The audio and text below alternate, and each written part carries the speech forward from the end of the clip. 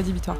Il n'y a pas de petite présentation. Je ne sais pas pourquoi cette personne postule. Il faut quand même bien décorréler la promotion du mérite et du travail. Ce ne sont pas les plus intelligents, les plus bosseurs qui sont forcément promus, qui au final sont promus. Les gens qui sont chiants, les candidats se ressemblent quand même globalement. Pour moi, le seul levier pour négocier son salaire en sortie d'école... J'envoie des centaines de messages sur LinkedIn, il n'y a personne qui me répond. Ah mince. Moi, à chaque fois que je le fais, les gens me répondent. Expérience professionnelle, donc il y en a beaucoup dont des très courtes. Je sais pas, je tique un peu. L'autre offre, ils t'ont dit t'as 3 jours pour accepter, l'autre il t'a toujours pas répondu, mais toi tu veux absolument l'autre, et en même temps t'as ce côté où c'est la seule option que j'ai pour l'instant quoi. Comment tu fais pour relancer le RH Je ne connais pas la fourchette, bullshit. Un entretien ça coûte à peu près entre 8 et 10 000 euros par poste. Il faut vous assurer que la personne qui vous fait passer l'entretien, elle sait quel est le budget. Personne vient te chercher, ta carrière, tout le monde s'en fout. Donc si toi-même tu vas pas essayer de chercher les gens, les opportunités, les projets, tu vas rester derrière.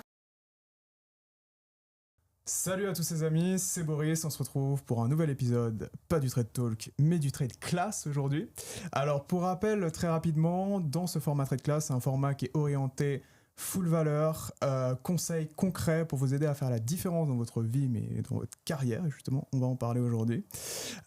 Donc on vous ramène des experts sur certaines thématiques, sur certaines compétences qu'on n'apprend pas en école, pour vous les livrer gratuitement. Et avec plaisir, passion, amour, beauté, tout. T'as quelque chose à rajouter? Puisqu'on est avec Émile aussi, je l'ai pas dit, il est là, toujours là, comme d'habitude. Et du coup, on est avec Valentine Jean, aujourd'hui qui nous vient tout droit d'Hong Kong. Et je vais te laisser te présenter. Du coup, Valentine, j'ai 31 ans, je vis donc à Hong Kong depuis bientôt 3 ans. Je suis manager dans un cabinet de conseil français, un cabinet de conseil en management français, et du coup, je fais partie du bureau de Hong Kong. Au-delà de ça, le soir, le week-end et quand j'ai un peu de temps, je suis également coach carrière, donc coach spécialisé en développement de carrière. Donc comment faire en sorte de passer au next level, comment travailler sur son leadership, sa visibilité, comment négocier ses promotions, ses salaires, etc. Et puis je suis également hôte d'un podcast qui s'appelle Sous le costard. Un peu le même principe, on fait des interviews carrière, mais avec des personnes qui ont un peu plus... d'années d'ancienneté, entre 5 et 20 ans, donc c'est hyper sympa. Et puis peut-être rétrospectivement, pourquoi est-ce que ça fait aussi sens que je sois là aujourd'hui sur votre podcast, donc média post-école de commerce, parce que j'ai aussi fait une école de commerce, l'EDEC. Ok. Alors attention, j'étais une AST. Ah, Je le dis d'entrée, comme ça c'est fait. Voilà, on aura ton avis, ton regard sur les AST. Ouais, ça va être intéressant. Carrément. Le fameux débat. Oui, bon, en fait, il y a un débat Qui est pendant pas qu'on est en école, ouais. et puis le débat, il est vite clôturé après, en fait. Ouais. Mais ouais, du coup, j'ai commencé mes études à la fac. J'ai fait une licence LEA à la Sorbonne, une licence Éco-G à Paris-Saclay, une M1 stratégie internationale aussi à Saclay, et après PGE EDEC. Ok. Et après, direct dans le conseil? Direct dans le conseil. En fait, à l'EDEC, donc j'ai fait mon M1 à Lille. Et le M2, je l'ai fait en Inde, à l'Indian Institute of Management à Ahmedabad. C'était vraiment top. Et du coup, je suis rentrée en avril. J'ai passé les entretiens d'embauche dans plusieurs cabinets de conseil. J'ai choisi de rentrer dans un cabinet de conseil en management. Et donc, j'ai fait 3 ans à Paris et là, 3 ans dans ce même cabinet à Hong Kong. Ok, donc c'est le même cabinet depuis ta sortie d'études. Ouais. Ok, c'est intéressant. Parce qu'on parle beaucoup de turnover. Exactement, les gens qui font des changements de cabinet pour faire des sauts de grade, des sauts de salaire, etc. Bah alors écoute, je n'ai pas besoin de ça. Honnêtement. C'est bon, ça va. Non, mais c'est une réalité. Hein. Il y a quand même du turnover dans les cabinets. Oui, bien sûr.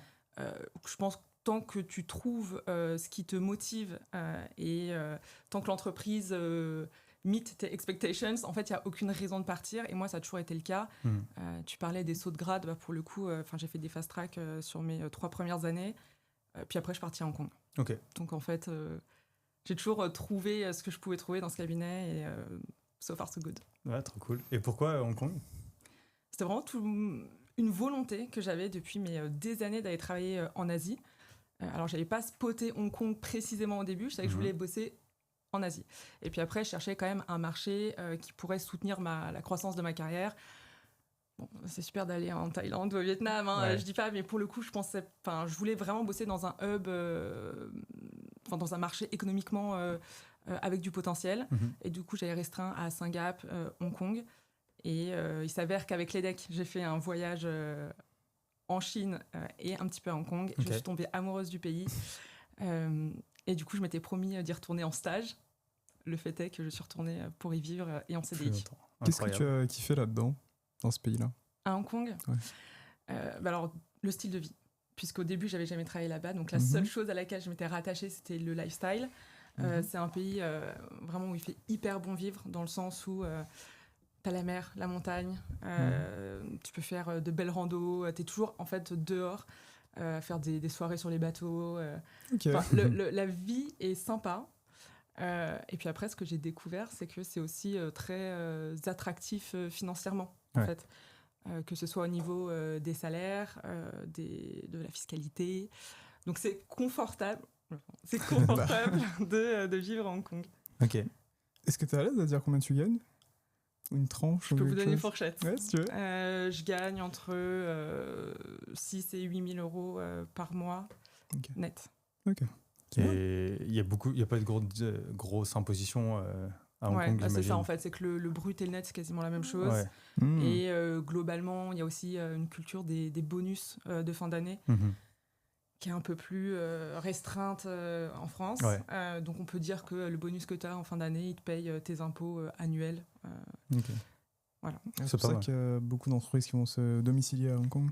Ah bah complètement, parce qu'en fait, tu as un plafond d'impôt à 17%. Donc c'est Mhm. pareil Ah, le rêve. par tranche. Et donc que tu gagnes 1 000 euros par mois ou 3 millions, l'imposition est la même. Ok. Il y a pas beaucoup de mal. milliardaires du coup, à Hong Kong. Tu m'étonnes. Et pourquoi tu t'es orienté dans le conseil à l'origine? Alors, bonne question, parce que je ne savais pas quoi faire. Ok. Classique. Classique. Dans le Classique. classique. En fait, j'avais vraiment cette vision un peu choisir c'est renoncer, tu vois. Mhm. Je savais pas quoi faire du tout et je me suis dit ok bah enfin franchement ça a été la solution de facilité, Mhm. un peu la voie royale, ce qu'on nous met aussi pas mal en tête. Bon, si c'est bien, si c'est mal, je ne sais pas, mais on nous met quand même pas mal en tête en école que c'est bien de faire du conseil. Mhm. Le fait est que c'est vraiment bien, mais bon, il y a peut-être d'autres choses aussi. Donc je savais pas quoi faire. Je voulais pas choisir quelque chose. Mhm. Et en plus, on avait un peu cet esprit de moule en disant bah, allez-y, ça va être super. Voilà. Et donc j'ai choisi le conseil. Et en fait, j'étais ravie parce que ça m'a permis de toucher à plein d'industries. Alors, je me suis spécialisée au fur et à mesure des années, mais le fait est que j'ai quand même fait pas mal d'industries différentes. Mhm. Je travaille pour des clients différents. Chaque projet que je fais, même si maintenant j'ai une spécialisation, c'est quand même quelque chose de différent. Tu rencontres plein de nouvelles équipes. Enfin, en fait, avec le recul, si je devais de nouveau choisir un métier post-école, je pense que je ferais le même. Ok. Ah, j'allais poser la question, c'est intéressant. Ouais. Ah ouais, t'aurais pas fait autrement ou tu te serais pas spécialisé plus vite parce que t'as découvert aujourd'hui un domaine qui t'intéresse? D'ailleurs, c'est quoi ta Ouais. spécialité? Donc, je suis spécialisée en transformation IT et digital Ok. pour l'industrie du luxe et de la beauté. Ok. Ok, donc double spécialisation. Ouais, mais en Sectorielle fait, et... sectorielle et technique. ouais, Ouais. expertise technique et fonctionnelle. Ok. Mais en fait, je l'ai pas choisi, on va Ouais. dire, cette expertise et cette spécialisation. Ça s'est fait au fur et à mesure des projets, au fur et à mesure des années. Et justement, en fait, j'aurais pas fait différemment parce que j'aurais pas su où me spécialiser. Justement, en fait, j'avais aucune idée de quoi faire. Et là, bah, j'ai touché un peu du secteur automobile, un petit peu de secteur public, un peu de secteur de la beauté, un peu de luxe.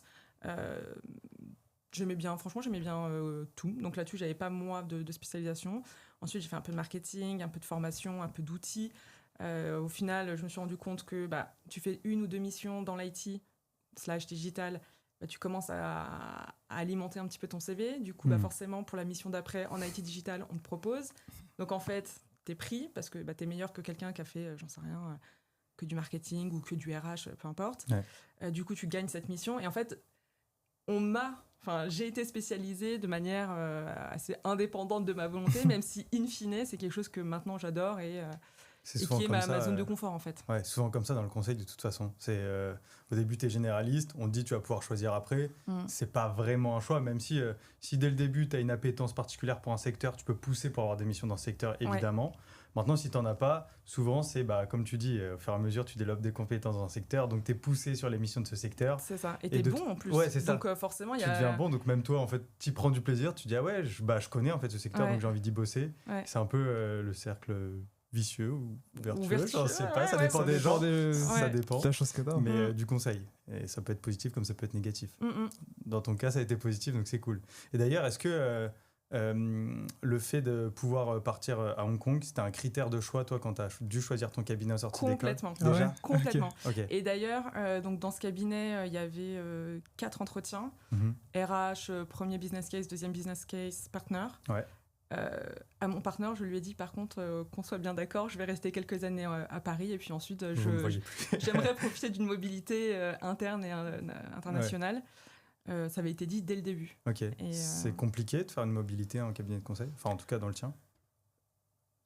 De manière générale, non. Ouais. En revanche, ça va dépendre des pays.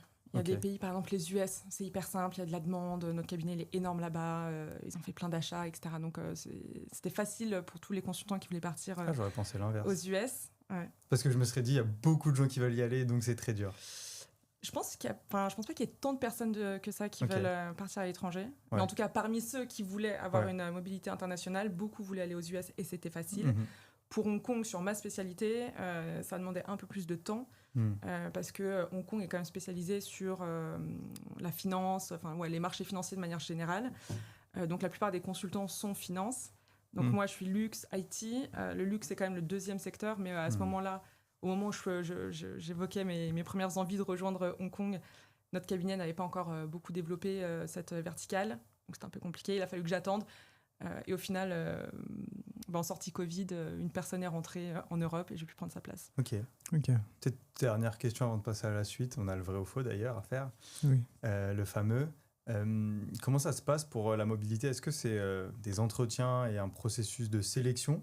Ou est-ce que c'est juste, il y a une liste d'attente, si tu remplis certains critères d'ancienneté, etc., tu peux y aller? Il y a en effet des critères d'ancienneté, des critères de grade. Okay. Je crois qu'il faut que tu sois dans l'entreprise depuis plus de 2 ans et au moins senior, quelque chose comme ça. Parce que sinon, ça ne vaut pas le coup, entre guillemets. Enfin, ils prennent des gens en local. Et après, oui, en fonction des marchés, il y a aussi une liste d'attente.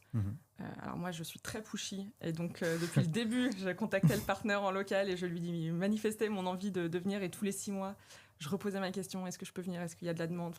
Je le formulais mieux, mais c'était le message. Et du coup, le jour où il y a une place, en fait, c'est lui qui m'a appelé en me disant, est-ce que tu es toujours intéressé? Si oui, on lance les process, RH, visa, déménagement, etc. Ok, incroyable. D'où, je me permets de le rappeler à chaque fois, la visibilité et le besoin d'être clair sur ses intentions, quelle que soit l'intention, pour que le jour où, en fait, cette intention-là se réalise, la personne concernée peut vous contacter, en fait, et elle sait. Ouais, c'est que t'es dispo, que t'as envie, etc. Les choses étaient claires, je voulais venir à Hong Kong, il n'y avait aucun débat. Et le jour où ça a été possible, le partenaire m'a appelé, donc... Comme quoi, il faut vraiment être clair sur ce qu'on veut. C'est un sujet qu'on va aborder d'ailleurs, à la fois ce sujet d'oser contacter les gens, parce que du coup, tu as quand même osé contacter un partenaire qui est à Hong Kong, etc., pour lui dire je veux venir. Le côté pushy aussi, à quel point en fait, faut forcer, et cette limite qu'il y a entre je force trop et juste je montre que je suis présent et que j'ai envie. Donc, c'est des sujets qui sont intéressants et je sais qu'il y en a pas mal qui se posent des questions sur ça. À quel point on peut relancer les gens, comment bien les contacter et tout. Donc, est-ce que c'est trop forcé, même, peut-être? À un moment donné, c'est du harcèlement.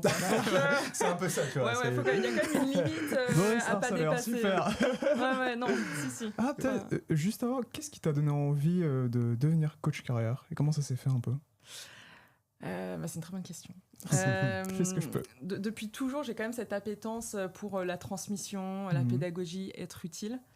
Et je pense qu'on pourra en revenir aussi plus tard. Mais j'ai eu aussi à un moment donné, là, dans ma carrière, le besoin de me sentir encore plus utile pour l'humain, parce qu'on travaille quand même tous les jours pour des grandes entreprises.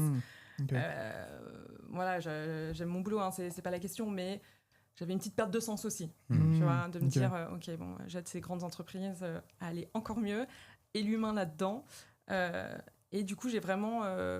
donc, il y avait cette partie-là de j'aime aider les autres, je veux me rendre utile. Je suis arrivée aussi à un grade de manager où forcément j'ai davantage une dimension humaine et de gestion de carrière qui est dans mon scope. Je me suis rendu compte qu'en fait c'était une des choses que je préfère le plus dans mon métier. Donc je me suis dit ok, on va aussi s'axer là-dessus. Et puis une envie d'avoir un projet entrepreneurial en plus de mon boulot salarié. Tout ça a fait que on connecte les dots et je suis devenue coach carrière et je m'épanouis énormément dans cet exercice-là. C'est une évidence un petit peu quand tu as connecté tous les points de te dire en fait c'est exactement ça qu'il me faut le petit plus. Complètement. Ok. Complètement. Et quand je l'ai annoncé à mes proches que voilà, ça s'est pas fait non plus du jour au lendemain, je l'ai mûri. J'ai d'abord lancé un podcast. Voilà, donc ça a quand même été un travail de plusieurs mois. Et quand je l'ai annoncé à mes proches, tout le monde m'a dit, ben oui. Mais en fait, ça va tellement bien parce que je le faisais naturellement aussi avec eux, en fait. Ok, alors Et au ça fonctionne. programme, avant de passer au vrai ou faux, Let's go. donc là, ce talk se veut comme une sorte de guide pour construire sa carrière en grande école. Donc on va aborder pas mal de thématiques que j'ai notées. Alors, Que tu recherches que je recherche. dans tes notes. On va parler des sacrifices dans la carrière, Ok. du CV, Mhm. entretien, Ouais. comment avoir une promotion, Yes. augmentation de salaire, évolution rapide, tu l'as fait, donc il n'y a pas mieux que toi pour en parler. Négociation. L'idée serait d'avoir une sorte de fil conducteur où vraiment je suis en école, je sais pas quoi faire, j'ai mis les premiers pas dans mon entreprise et je veux évoluer, et comment je fais aussi. Tu vois, vraiment avoir un fil un peu chronologique Ça fait sens. de la carrière. Full valeur, on garde rien pour nous. On y va. On passe à la Petit cuisine. vrai ou faux, la Ouais. cuisine. Let's cook. Alors, on a beaucoup de questions. Prête? Je suis Tu as prête. le droit à un petit joker parce qu'on est clément et qu'il y a beaucoup de questions. Ok, ça marche. Ok, tu achètes ton diplôme en école de commerce. Oui. L'école prépare bien à la vie professionnelle. Non. C'est facile de trouver un CDI en sortant de grande école aujourd'hui. Oui. Le diplôme est toujours une sécurité. Oui. Le CDI est toujours une sécurité. Non. C'est beaucoup plus dur pour une femme de trouver un CDI dans le conseil. Non. Après une grande école, ta carrière sera forcément une autoroute. Non. Construire sa carrière, c'est 80% de développement personnel et 20% de technique. Vrai. Plus aucun recruteur ne lit la lettre de motivation. Faux. Un recruteur ne passe pas plus de 10 secondes sur le CV. Vrai. Les diplômes ne servent plus à rien une fois le premier job obtenu. Faux. Enfin, oui et non. Oui et non. Tu préfères regarder le faux? Comme tu veux. Hein, Non, je vais... oui et non. Ok. Impossible d'avoir une belle carrière sans réseau aujourd'hui. C'est plus dur. Les recruteurs jugent aussi les candidats sur leur apparence. Vrai. Pour réussir, travailler dur ne suffit pas, il faut aussi savoir se vendre. Complètement vrai. Il faut forcément sacrifier sa vie personnelle pour réussir dans sa carrière. Non, faux. Les promotions en entreprise se jouent beaucoup plus au bar après le travail qu'au travail lui-même. C'est plus les relations interpersonnelles, la visibilité que le travail en lui-même. Oui. Ok. Les femmes doivent forcément choisir entre réussir leur carrière et avoir une vie familiale équilibrée. Ça dépend. C'est le joker. Ouais. Non, je pense que ça met un frein. En fait, la maternité met un frein dans la carrière. Ouais. C'est plus ça. Rester le plus généraliste possible au début de sa carrière pour ne pas se fermer de porte, c'est un bon choix. Ça dépend. Ouais. En début de carrière, ce n'est pas le moment de chercher un équilibre vie pro, vie perso. Ça dépend des objectifs. Si ton objectif, c'est d'aller vite et de gravir les échelons, non. Et dernière question, gagner 30K en sortie de grande école, c'est ok. Non. Non, voyons. C'est quoi un bon salaire pour toi en sortie d'école? En France. Du coup, j'ai envie de me baser sur le mien, sur Ouais. ce que j'ai eu. Moi, j'étais à 40K. Ok. Donc à partir de 40K, ça commence à être raisonnable par rapport au fait d'avoir fait une grande école, quoi. Ouais, après, ça dépend des jobs de chacun. Enfin, si Ouais. t'es en finance de marché et que tu gagnes 40K, j'imagine Oui, que y a c'est un pas problème. assez. Si t'es, je sais pas, si t'as été faire un job qui n'a rien à voir avec le milieu corporate, c'est pas mal. Ok. Tu La vois. question, c'est plus le ratio temps passé, effort, diplôme, Ah oui, versus le salaire que tu as à la fin, quoi. Bien sûr. Mais en fait, si tu prends le taux horaire, que tu couples en plus le budget que tu as mis dans tes écoles, le temps que tu as passé, non, enfin... Si tu Mais- rajoutes mais- des fois quand tu as fait un prêt aussi. Bah ouais. Ouais. Ouais, Ça moi, va je fais un vite. prêt aussi. Non, mais... Voilà. Hmm. Mais comme quelqu'un qui va gagner 15 000 euros par mois et qui, en fait, va travailler de 8h à minuit, qui va pas voir ses enfants, est-ce que ça vaut le coup, ces 15K? Ouais. Voilà, tu vois, en fait... Ça va dépendre des gens de toute C'est façon ça, en et fait, des ça choix que tu as dépend envie de toujours faire. de où est-ce que tu places le curseur, quels sont tes prios, à quel moment dans ta vie, quels sacrifices tu es prêt à faire. On parlait de sacrifices tout à l'heure. Est-ce que tu aimes vraiment tes enfants? Exactement. Est-ce qu'en fin de compte, tu viens pas au bureau pour les éviter tes Voilà. enfants? True story. Ah ouais, Ouais. T'as une anecdote là-dessus? J'ai un collègue que j'ai plus vu une fois que sa femme a accouché au bureau que lorsqu'il n'avait pas d'enfant. Ah ouais. Mm. Il voulait vraiment fuir le domicile familial.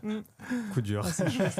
Coup dur, sauf pour l'entreprise. Ouais, du coup, carrément. Ouais. Il a un très bon poste maintenant dans l'entreprise. Ah oui, ça a bien marché du coup.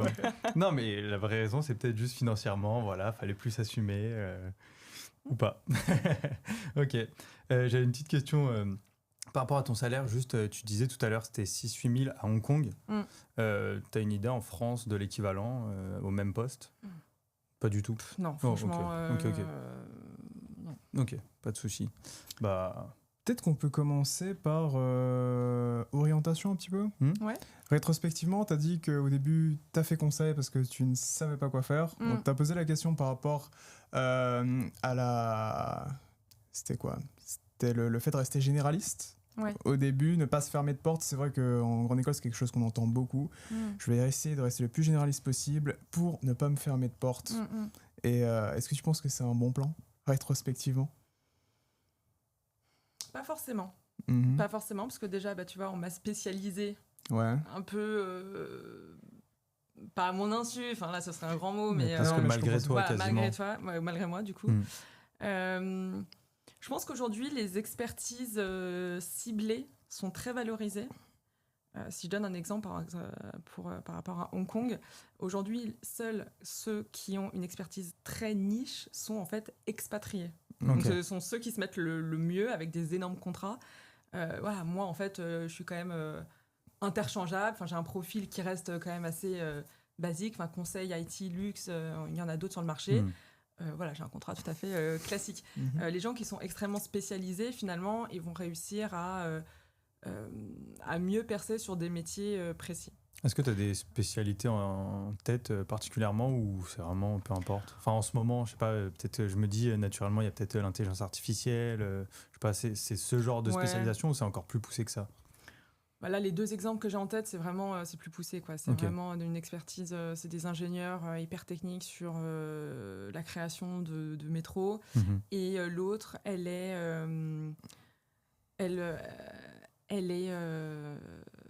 fabrique les sacs à main Hermès. Et ils avaient besoin d'une technicienne à Hong Kong. Du coup, elle se met très stylé. au top. Mais après, là, j'ai peut-être été un peu niche dans ma réponse. Peut-être si on élargit quand même, est-ce que c'est une bonne chose de s'élargir justement et de suivre la voie royale, entre guillemets, très large, etc. Je pense que ça peut convenir à des personnes qui savent pas quoi faire. Parfois, tu sais ce que tu as envie de faire, mais tu te l'avoues pas. Ou alors, c'est pas assez socialement reconnu. Et tu te dis qu'en sortant d'une grande école, il faut forcément faire quelque chose de socialement valorisé, dont tu seras fier, ta famille sera fière, etc. Et alors ça, on les retrouve à 35 ans, et c'est des gens qui font un gros burn-out et qui généralement se reconvertissent et vont dans le petit truc qu'ils avaient au fond de leur tête en école. Ouais. Je suis d'accord sur le fait que ça convient aux gens qui savent pas quoi faire. Je pense que c'est une des meilleures choses à faire si tu sais vraiment pas quoi faire. Après, le truc aussi, c'est qu'il y en a peut-être beaucoup qui se disent je sais pas quoi faire, donc je vais dans le conseil, sans vraiment se demander, se poser la question. Voilà, réussir à faire ce travail d'introspection pour savoir quoi faire. Et du coup, comme de toute façon, quand tu sais pas quoi faire, tu peux aller en conseil, ça devient plus très grave de pas savoir quoi faire parce qu'il y a cet échappatoire. Complètement d'accord. Je pense que, puis en plus en école, on n'a peut-être pas envie de prendre 2 semaines pour s'introspecter et faire son ikigai. Mais le fait est que cette partie-là introspective, de se dire, ok, alors ce que je veux faire, c'est large. On peut peut-être découper ce grand objectif de trouver sa voie en plus petits objectifs. Dans quel type d'entreprise je veux travailler? Des grands groupes, une TPE, une start-up, peu importe. Est-ce que ensuite, dans quelle industrie j'ai envie de travailler? L'aéronautique, le conseil, la finance, l'IT, le RH, peu importe. Ensuite, quel type de projet j'ai envie de mener? Des projets de grande ampleur, des petits projets humains, des projets sur lesquels j'ai travaillé de manière end-to-end ou alors juste avoir une expertise. En fait, on peut un peu découper ces objectifs-là. Puis ensuite, qu'est-ce que je valorise moi dans l'entreprise? Est-ce que ça va être le salaire, le sens que je vais trouver dans mon projet, l'humain et les collaborateurs de l'entreprise, les avantages et bénéfices, les valeurs de l'entreprise. Donc voilà, il y a quand même pas mal de petits éléments sur lesquels on peut travailler. Et en fait, une fois que tu regroupes un peu tout ça et que tu sais en fait là où tu veux aller, c'est déjà un peu plus simple de trouver le job en lui-même. Généralement, je trouve que le meilleur pari, si tu vas me dire ce que tu en penses, c'est d'aller vers ce dans quoi tu es doué ou pourrais être doué ou à la limite où tu pourrais avoir un avantage concurrentiel. C'est pas hyper facile à trouver. Et justement, quand tu le trouves pas ou quand tu te dis t'as rien qui te vient en tête, peut-être chercher justement à ce moment-là, ok, en premier lieu, si je sais pas quoi faire, je vais chercher à développer une différence, développer un don dans un domaine en particulier, compétence. Alors, développer un don, je pense que c'est dur, mais... Quand je parle de don, oui, un don non naturel. Ouais, exactement, voilà. Ouais, je suis d'accord avec toi. Je pense que... Alors, soit tu travailles pour trouver ton élément différenciateur, soit tu vas dans quelque chose qui te stimule tellement que même si t'es pas très bon immédiatement, tu vas tellement montrer de motivation, tellement essayer de réduire le gap que tu as, un gap technique, que en fait tu vas mettre les bouchées doubles, tu vas chauffer, tu vois, tu seras là pour combler ça. Je pense que voilà, soit t'es bon, soit t'es passionné. Ouais. Alors, okay. Et puis après, si t'es passionné et que t'es bon, c'est bingo. Royal. Ouais, complètement. Non, c'est vrai que c'est vraiment pas facile ça de savoir vraiment ce que t'aimes et du coup de t'aiguiller, parce que moi je sais que c'est un truc sur lequel j'avais beaucoup réfléchi. D'ailleurs Boris à l'époque il m'avait aidé un petit peu à me poser les bonnes questions pour vraiment ce que j'aime, etc. Parce que moi on me demandait qu'est-ce que t'aimes, j'étais là ok, j'aime bien, tu vois, j'aime bien le sport, j'aime bien, mais ça veut pas dire que je vais y travailler forcément. Puis le sport, c'est pas un métier. Enfin, il y a plein de trucs à faire. Qu'est-ce que je fais concrètement ? Faire des liens aussi, c'est pas facile. Je pense que globalement, on a une vision très très restreinte des métiers qui existent. Ouais. Je suis surprise de voir les dizaines de métiers que je découvre en fait à chaque fois que je fais un nouveau projet. Surtout dans des grandes entreprises où en fait il y a tellement de monde, il y a tellement de process que tout demande énormément de personnes, et donc en fait il y a plein de métiers qu'on ne connaît pas.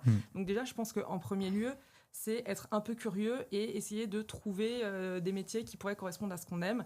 Donc être curieux déjà par exemple en regardant des médias comme le vôtre. C'est bon, ça compléterait. N'hésitez pas à vous abonner, à mettre un like, à mettre un commentaire, dites ce que vous en pensez. Et c'était une belle phase. Le call to action. Mais également en fait à contacter des gens directement sur LinkedIn. Voilà. Donc, par exemple, tu as une entreprise en tête pour laquelle, je sais pas, tu es vachement raccord avec les valeurs.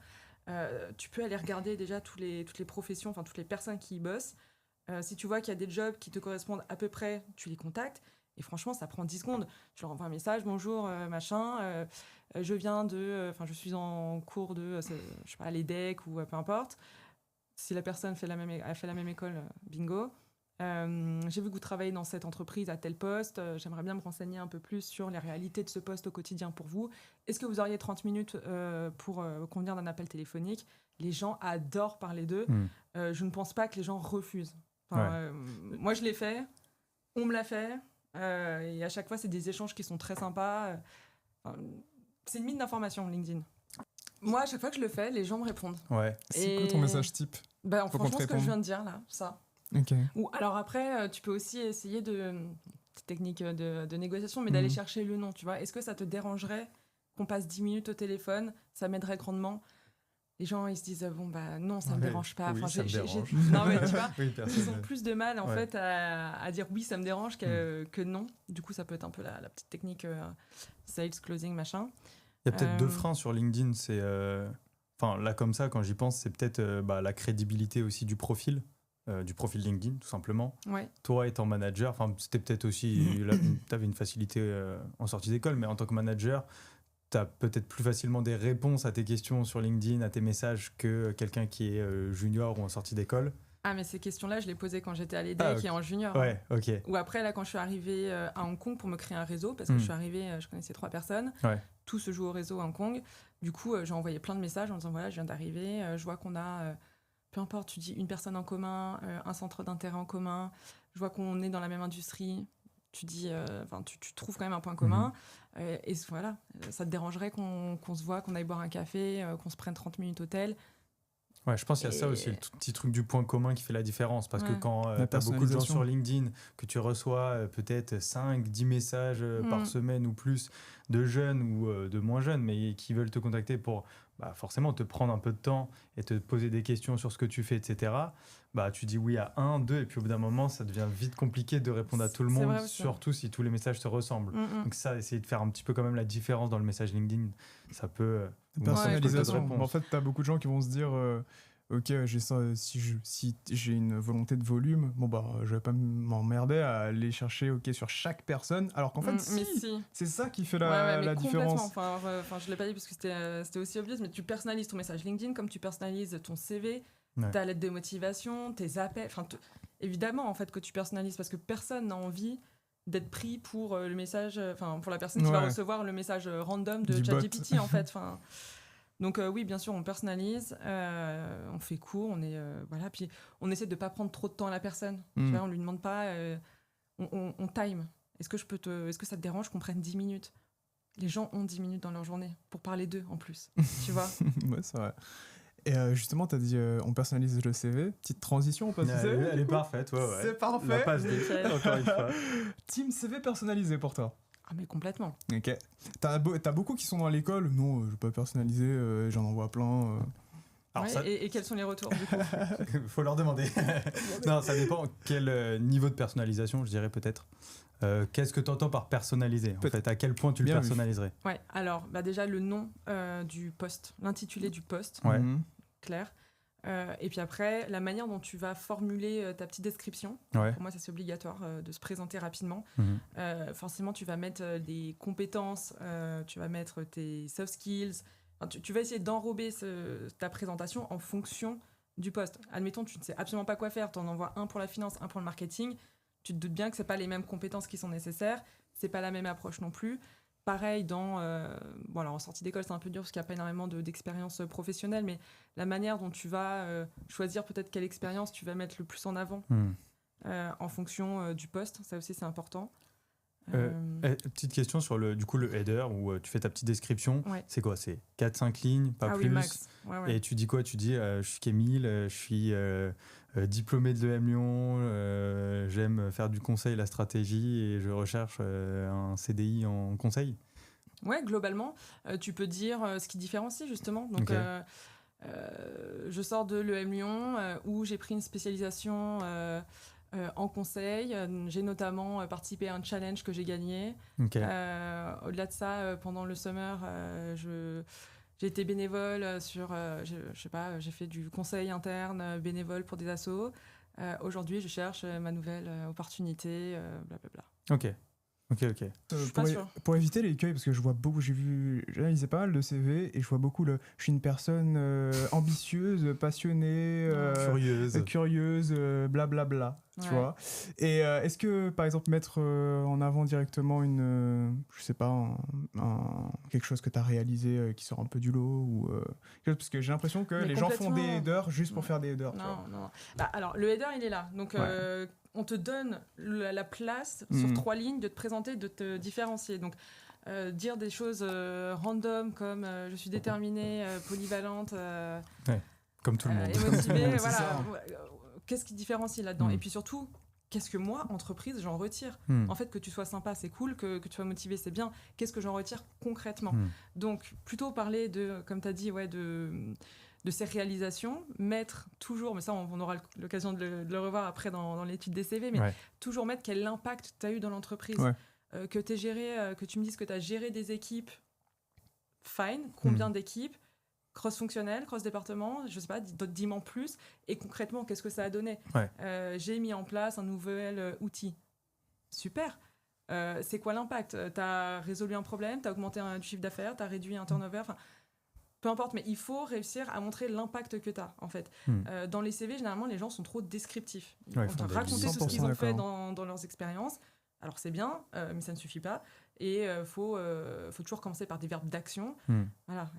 J'ai réalisé coordination, nanana. Ok, mais concrètement, donc tu as managé, tu as drivé, tu as mis en place des outils. Enfin, je sais pas, mais dis ce que tu as fait concrètement et quel impact ça a eu sur l'entreprise, en fait. Surtout, l'impact chiffré, si possible. Parfois, c'est compliqué.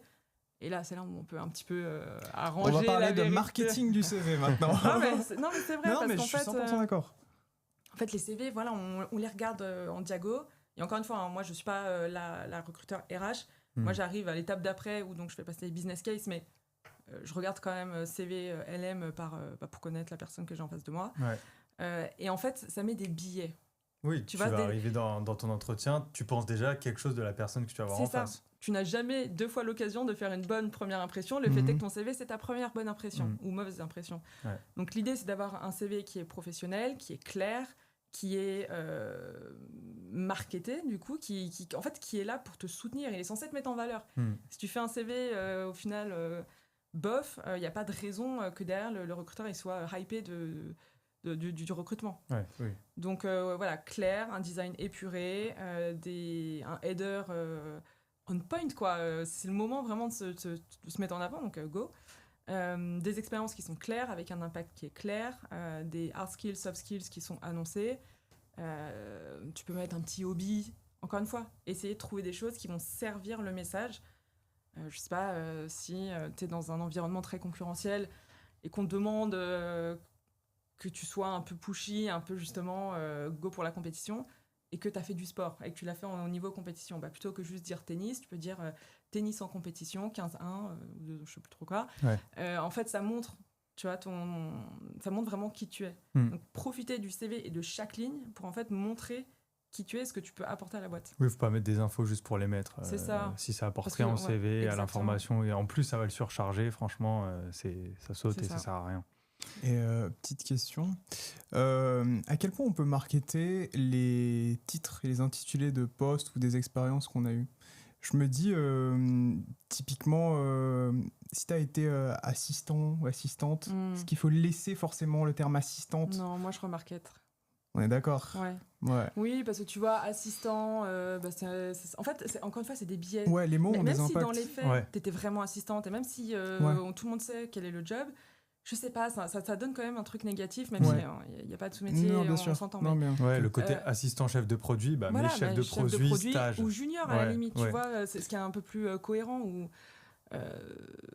Ou par exemple, il y a plein de terminologies d'intitulés qui sont très propres à certaines boîtes, qui en fait ne veulent rien dire. Tu vois, il y a que les gens de cette entreprise-là qui comprennent globalement ce que ça veut dire. Et quand je les vois dans les CV, je me dis, mais en fait, moi, je comprends pas ce que tu as fait, tu vois. Enfin, puis en plus, comme ton descriptif n'est pas clair, je comprends pas le poste. Donc, peut-être mettre des postes un peu plus génériques, ou enfin, en tout cas, que tout le monde va comprendre. Je l'avais fait à l'époque, j'avais eu un poste, un stage, mon tout premier stage en école, où c'était un peu stylé l'appellation parce que c'était le département OPEX, donc opération, excellence, je sais pas quoi. Stratégie, j'étais en business analyse et intelligence, je sais pas quoi, donc un truc hyper long, mais qui sur le papier rendait un petit peu prestigieux, stylé. Sauf qu'en fait, je l'ai mis parce que je me suis dit, c'est cool en vrai, mais c'était propre à cette entreprise. Il y avait la plupart des entreprises n'avaient pas ces services-là, etc. C'est hyper vague, c'était stylé que pour moi, quoi. Donc ça sert à rien du tout en l'occurrence, effectivement. Et d'ailleurs, si je peux rebondir sur la partie intitulée, quand vous êtes en poste, et que, je sais pas, si vous êtes dans une négociation, ça peut être aussi un élément que vous essayez de négocier, de rechanger un petit peu le nom de votre poste. Ah ouais, ok. C'est pas hyper fréquent, mais ça peut être quelque chose que vous demandez. Déjà, ça coûte rien de le faire. Intéressant. Plutôt que d'être tu vois, assistante de je sais pas quoi, demander à passer juste en mot junior ou à tout enlever. C'est plus prestigieux pour vous, ça donne une sorte d'impression d'avoir augmenté un peu ce que vous faites, alors que dans les faits, la fiche de poste n'a pas changé, ce que vous faites au quotidien n'a pas changé, mais le poste est un peu plus glorifiant. Ça peut être quelque chose à demander. Même sur LinkedIn, du coup, tu peux le mettre sans avoir peur de te dire si l'entreprise tombe dessus, que c'est pas l'intitulé exact, peut-être qu'ils vont me dire quelque chose. Je pense que c'est ça le frein généralement chez les personnes là-dessus, c'est qu'ils vont se dire ouais, mais moi j'ai fait ça, donc je mets ça, sans essayer de voir plus loin, de se mettre à la place de la personne. Ok, qu'est-ce qu'elle aimerait voir? Ok, toi, si tu vois un truc comme ça, quelle est l'image que renvoient les mots que tu vas utiliser? Complètement. Et une fois que tu as compris que cette image, elle peut être manipulée, entre guillemets, tu sais que tu peux faire meilleure impression en modifiant ou en améliorant la vérité. On ne ment pas, bien entendu. Mais si tu retires un élément ou si tu en rajoutes un autre, mais sans qu'il dénature ton propos... Tiens, j'ai une petite question sur les trous dans le CV. Imaginons que pour, je sais pas, des raisons perso ou parce que j'avais du mal à trouver un travail, j'ai démissionné avant, ça se passait mal, j'ai du mal à trouver un travail ou je ne sais quelle raison, pendant 6 mois, j'étais sans poste et j'ai rien pour le justifier de manière un peu stylée, on va dire. Comment je fais? Est-ce que je laisse un trou dans mon CV? Est-ce que j'invente une raison pour dire que, je sais pas, j'ai lancé un projet pendant ces 6 mois que ça n'a pas fonctionné? Qu'est-ce que je fais? Est-ce que tu assumes? Moi, c'est un trou de 6 mois, je trouve pas ça choquant. Ouais. Ça arrive à tout le monde. Enfin, je veux dire, peu importe les raisons, familiales, personnelles, médicales, professionnelles. Au-delà de 2-3 ans, il faut quand même réussir à bien le justifier, ce gap-là.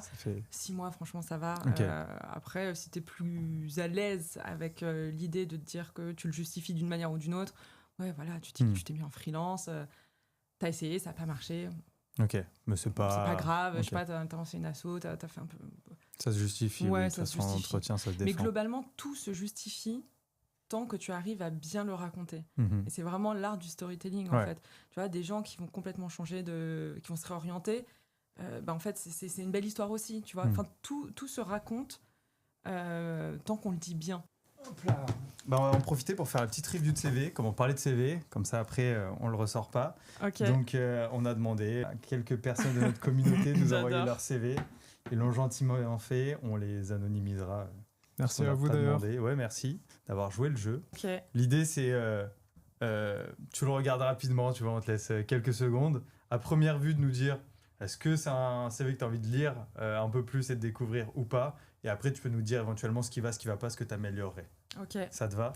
Je vais être honnête. Hein, Ouais, donc, n'hésite pas à être cash. N'hésite pas à être cash. Donc Moi, je dis pas les prénoms. ils s'afficheront quelque part à l'écran. Magie du montage. Donc, d'un point de vue présentation, c'est assez clair, c'est professionnel, ça me va. Ligné, ça va. Sur le format, c'est ok. Faute d'orthographe, rédhibitoire, c'est mort. Complètement. Enfin bon, Oui, non, mais c'est normal. Mais... Si tu peux pas prendre 10 minutes pour relire ton CV Ouais. pour un poste, qu'est-ce que ce sera quand tu seras en poste et que tu feras des prêts clients Non, Complètement. rédhibitoire. Il n'y a pas de petite présentation. Ouais. En revanche, il y a bien le nom, les informations classiques. Je ne sais pas pourquoi cette personne postule. Donc, Ouais. je sais à partir de quand est-ce qu'elle est disponible, mais je ne sais pas pourquoi elle postule. Donc, bof. C'est un De truc 25, 28, qu'on ok. oublie peut-être parfois, c'est de se dire, les entreprises, elles ont 10, 15, 20, 30 Ouais. postes ouverts.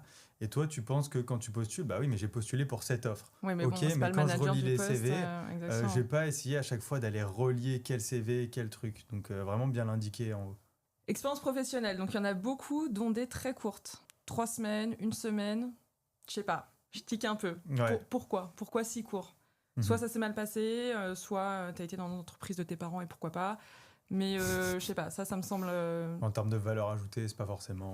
Ouais, après, bon, c'est des belles entreprises, donc je me dis, soit la personne elle a un réseau. Là où tu disais, par contre, tu as vu qu'il y avait 1 semaine, 3 semaines, c'est ça? Ouais. Moi, ce que j'aurais fait, tu me dis si c'est une bonne idée, c'est que j'aurais mis juste les mois. Donc, juillet 2023, Ouais. juillet 2023. Oui. Comme ça, je reste flou, mais là, au moins, tu penses que c'est un mois et il n'y a pas de je une suis semaine. d'accord. Je suis d'accord. Après, ce qui est assez bien fait, c'est la rédaction des différentes expériences. Il y a quand même beaucoup de chiffres, c'est clair. C'est un bon CV. Mhm. C'est un très bon CV. Leadership. Alors, il a carrément fait il ou elle, hein, d'ailleurs. Il a carrément fait un encart sur une compétence. Donc, le leadership. Donc, il a été volontaire. Est-ce que tu trouves que c'est une bonne chose, son encart? J'aurais peut-être pas appelé ça de leadership. ça fait peut-être, ça manque peut-être un peu d'humilité. Ouais. Mais par contre, l'intérieur est canon. Ok. En fait, il fait sens. Encore une fois, là, ce qu'il va mettre donc à la fois son association et il a fait un projet d'investissement crypto. Tout ça fait sens sur, du coup, j'imagine, un poste je sais pas, finance Sûrement, de marché. Bon, PowerPoint, Word, Excel. Classique. Classique, oui. Enfin, tu vois, typiquement, la personne qui n'a pas le temps de le lire, je préférerais qu'elle lise Python, VBA, SQL que Excel, PPT. Ouais, bien sûr. Surtout certificat. aujourd'hui, il y a 15 ans, ça faisait sens parce que nos parents, ils n'utilisaient pas oui. tous, mais aujourd'hui... On s'en doute. ouais. Puis, pour le coup, c'est un rédhibitoire. Ouais. Enfin, tu vois, typiquement, la personne qui n'a pas le temps de le lire, je préférerais qu'elle lise Python, VBA, SQL que Excel, PPT. ouais, bien sûr. Surtout certificat. aujourd'hui, il y a 15 ans, ça faisait sens parce que nos parents, ils n'utilisaient pas tous, mais aujourd'hui... On s'en doute. ouais. Puis, pour le coup, c'est un rédhibitoire, en ouais, fait. tu peux Mais pas, de toute façon, en école, t'es obligé, quoi. Donc, Oui, puis si tu sais pas maîtriser Excel, tu feras pas de finance. Pareil, c'est le même format, donc je pense que... même pas même école. Profil finance polyvalent avec expérience. Profil finance polyvalent, je sais pas trop ce que ça veut dire. C'est employé polyvalent Non, ça veut dire qu'il veut n'importe quel Ouais. poste en finance. Ok. Je pense. Hein. Avec expérience en contrôle de G, conseil financier, environnement bancaire, oui. Solide capacité d'analyse, rigueur, appétence, ok. Je mettrais peut-être davantage dans ces expériences conseils chez Danone, etc. Je mettrais peut-être plus d'impact chiffré. Ok.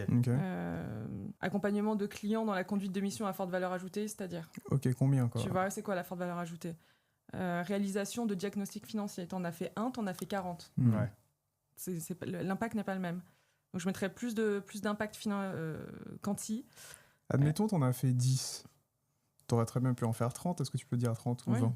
Personne n'ira vérifier. Ouais. Après, faut être capable de justifier. Voilà, t'as fait un stage de 3 mois, t'as fait 30 analyses complexes, soit t'es un génie, soit tu bullshit, tu vois. ChatGPT, ça aide énormément à la productivité. Non, j'en doute pas, mais tu vois, faut être hyper... faut quand même être malin dans ce que tu fais. Ouais. Ok, 3e CV. Ok, donc là, il diffère un peu des 2 premiers, déjà. Donc on a une photo, sur les autres, on n'en avait pas, c'est pas obligatoire, vous pouvez la mettre. Vous pouvez la mettre si elle vous sert. Et là, en l'occurrence, je suis désolée, mais elle donne une image pas très sympathique. Ok. T'es d'accord? Je la vois pas. Ouais, non, je vois ce que je veux dire. Ok. En fait, tu vois le profil, du coup. Et ça donne un billet qui, du coup, je trouve, ne lui sert pas. Alors oui, il est en costume. Je sais pas si les gens verront, mais... On verra. Pas sûr. On foutra sa tête. Mais il a les bras croisés. C'est vraiment que des choses un peu nonchalantes.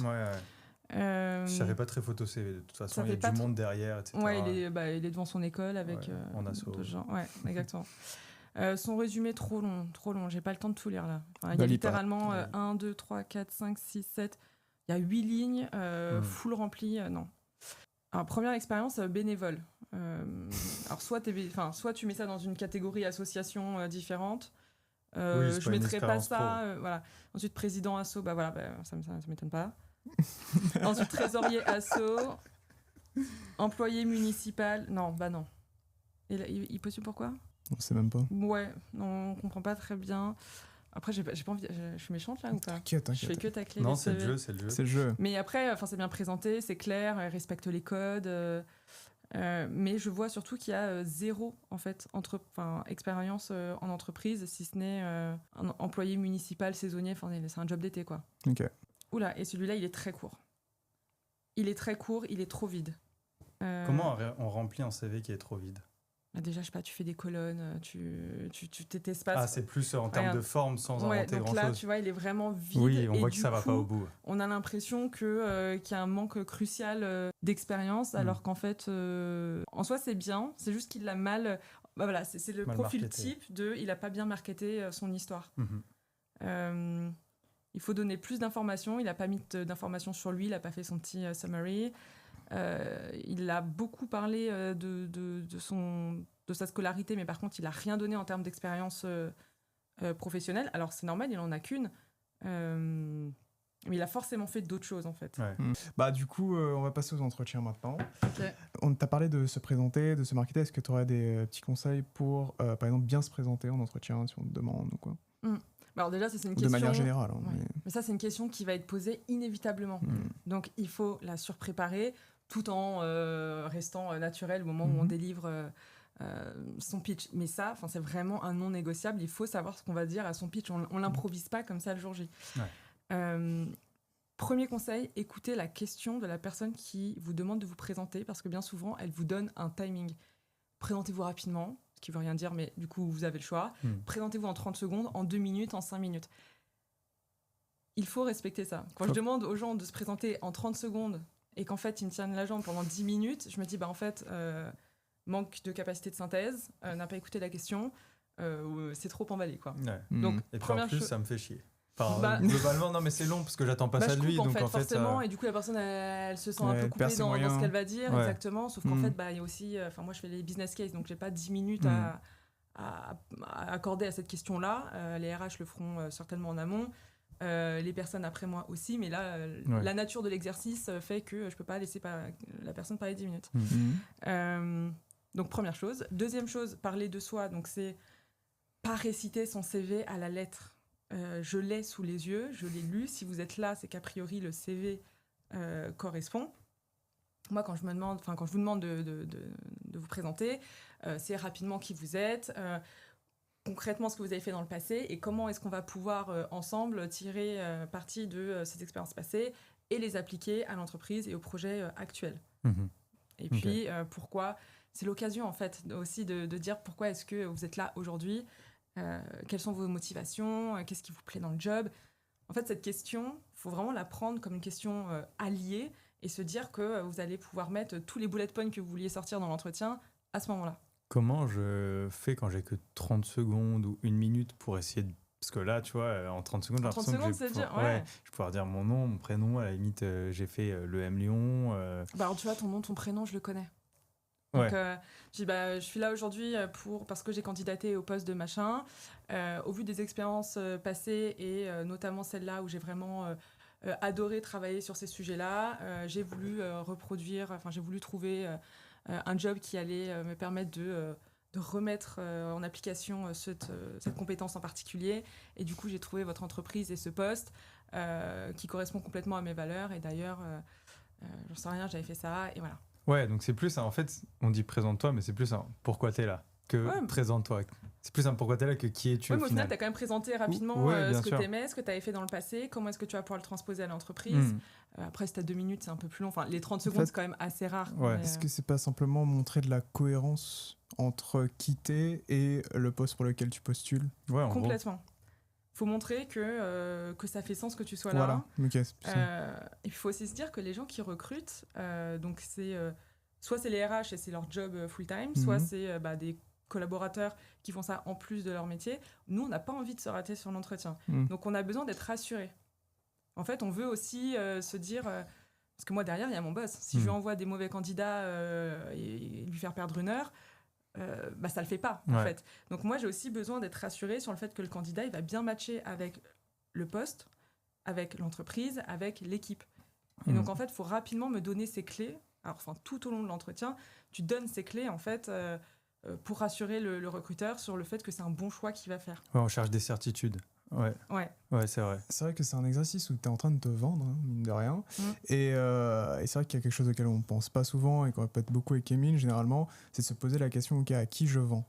Justement, à qui je suis en train de me vendre. Et est-ce que tu penses que ça peut être très utile en amont de faire des recherches, pas sur la personne en question, parce que tu pourras pas nécessairement savoir qui est l'interlocuteur, mais justement les attentes du poste en elle-même et chercher à baquer tes réponses en fonction de ça aussi, pour justement avoir donné cette certitude à la personne que c'est la bonne personne qui est en face de moi. Mais complètement. Et d'ailleurs, tu vois, moi j'ai tout un coaching sur la partie recrutement, stratégie de candidature. La reco que je fais, c'est scinder bien les postes que vous voulez coup de cœur, les postes que vous voulez parce que ils sont pas mal. C'est OK là. Pardon, c'est très chinois d'avoir dit ça. Et en fait, les postes pour lesquels vous avez vraiment un coup de cœur, vous allez passer beaucoup plus de temps à les préparer, potentiellement contacter des personnes en interne dans l'entreprise pour être sûr de comprendre comment fonctionne cette entreprise, comment sont les gens, quelle est la culture. Ça peut être quelqu'un qui fait le même poste mais dans un département différent, tu vois, je sais pas, contrôle de... Non, peu importe. Quelqu'un qui fait un poste similaire mais dans une autre verticale, par exemple, je sais pas, tu prends L'Oréal, côté luxe, côté mass market, voilà. Donc déjà, toi, ça te donne plus de billes quand tu arrives en entretien. Tu es sûr qu'au final, le poste, c'est vraiment ce que tu veux et qu'il n'y a pas de déception entre la fiche de poste, la job description publiée et la réalité quotidienne. Et puis, c'est hyper valorisant en entretien en disant, voilà, moi, je sais que vous avez tel et tel programme. D'ailleurs, j'ai eu l'occasion d'en discuter avec une de vos collaboratrices, Marie, qui m'en a dit du bien. Donc, en plus, tu crées du lien, tu montres que tu as une vraie motivation, que tu t'es renseigné. Donc, ces entreprises... Alors, ça prend du temps. Donc, c'est pour ça qu'il faut distinguer les entreprises et les postes coup de cœur que tu as vraiment envie d'avoir et que tu prennes ce temps-là pour préparer ton entretien. Les postes qui te plaisent modérément, faut aussi faire des choix en termes de timing. Tu y vas comme ça, sans forcément avoir fait tes recherches, mais... ces recherches approfondies. Mais oui, donc, bien sûr... c'est important en fait de s'assurer et de montrer la cohésion entre soi, son parcours, ses envies, ses objectifs futurs et tout ça par rapport à l'entreprise. Et si on nous demande de parler d'une expérience qui peut arriver souvent en entretien de fit, en tout cas, on va dire j'ai vu sur votre CV que vous aviez travaillé dans tel cabinet de conseil pendant 5 mois, parlez-moi d'une mission ou présentez-moi une expérience que vous en avez fait là-bas. Comment on présente bien cette expérience? Qu'est-ce qu'il faut mettre en avant? Comment justement on la market aussi pour aller au-delà du CV? Et comme tu dis, pas se retrouver dans un truc où en fait je suis en train de relire mon CV parce qu'il y avait les mêmes bullet points avec les missions que j'ai faites ou autres. Ouais. Là, je conseille la méthode STAR. Donc, c'est vraiment une méthode en entonnoir que tout le monde connaît, mais c'est situation. Donc, concrètement, pose le contexte de ce que tu as fait. Quelle est la tâche que tu as réalisée? Okay. Donc, par exemple, au sein du département IT chez L'Oréal, j'étais en charge de piloter le projet machin, les actions quotidiennes. Donc au quotidien, j'étais responsable de piloter 4 équipes cross-market sur 3, peu importe. Et le résultat, et donc la conclusion, c'est qu'on a lancé ce projet qui a permis d'avoir un taux de rebond de plus 4% et d'augmenter le CA final de 10%. Ok. Ce que je ressens de ce que tu viens de dire, c'est qu'il ne faut pas négliger la précision. En gros, c'est ça. Exactement. Okay. Parce qu'en fait, l'entreprise, encore une fois, c'est moi, tu me racontes ce que tu as fait de manière très... juste en me racontant ce que tu as pu en faire, c'est bien. Mais moi, en tant qu'entreprise, comment est-ce que je peux savoir que ce que tu as fait avait de la valeur, tu vois? Parce que c'est pas parce que tu fais un projet que tu le fais bien.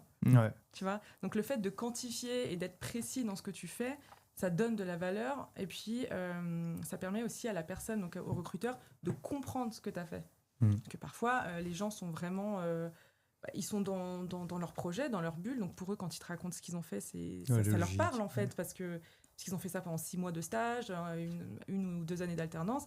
Toi, tu es recruteur, ou peu importe, un collaborateur, en fait, tu comprends pas forcément. Donc quand la personne est bien précise, ça aide aussi à avoir une meilleure transmission de l'information. Ouais. Okay. Et potentiellement, là encore, lié avec...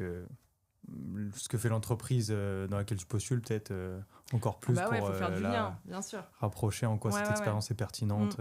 Et d'ailleurs, donc j'ai fait ça, donc le résultat.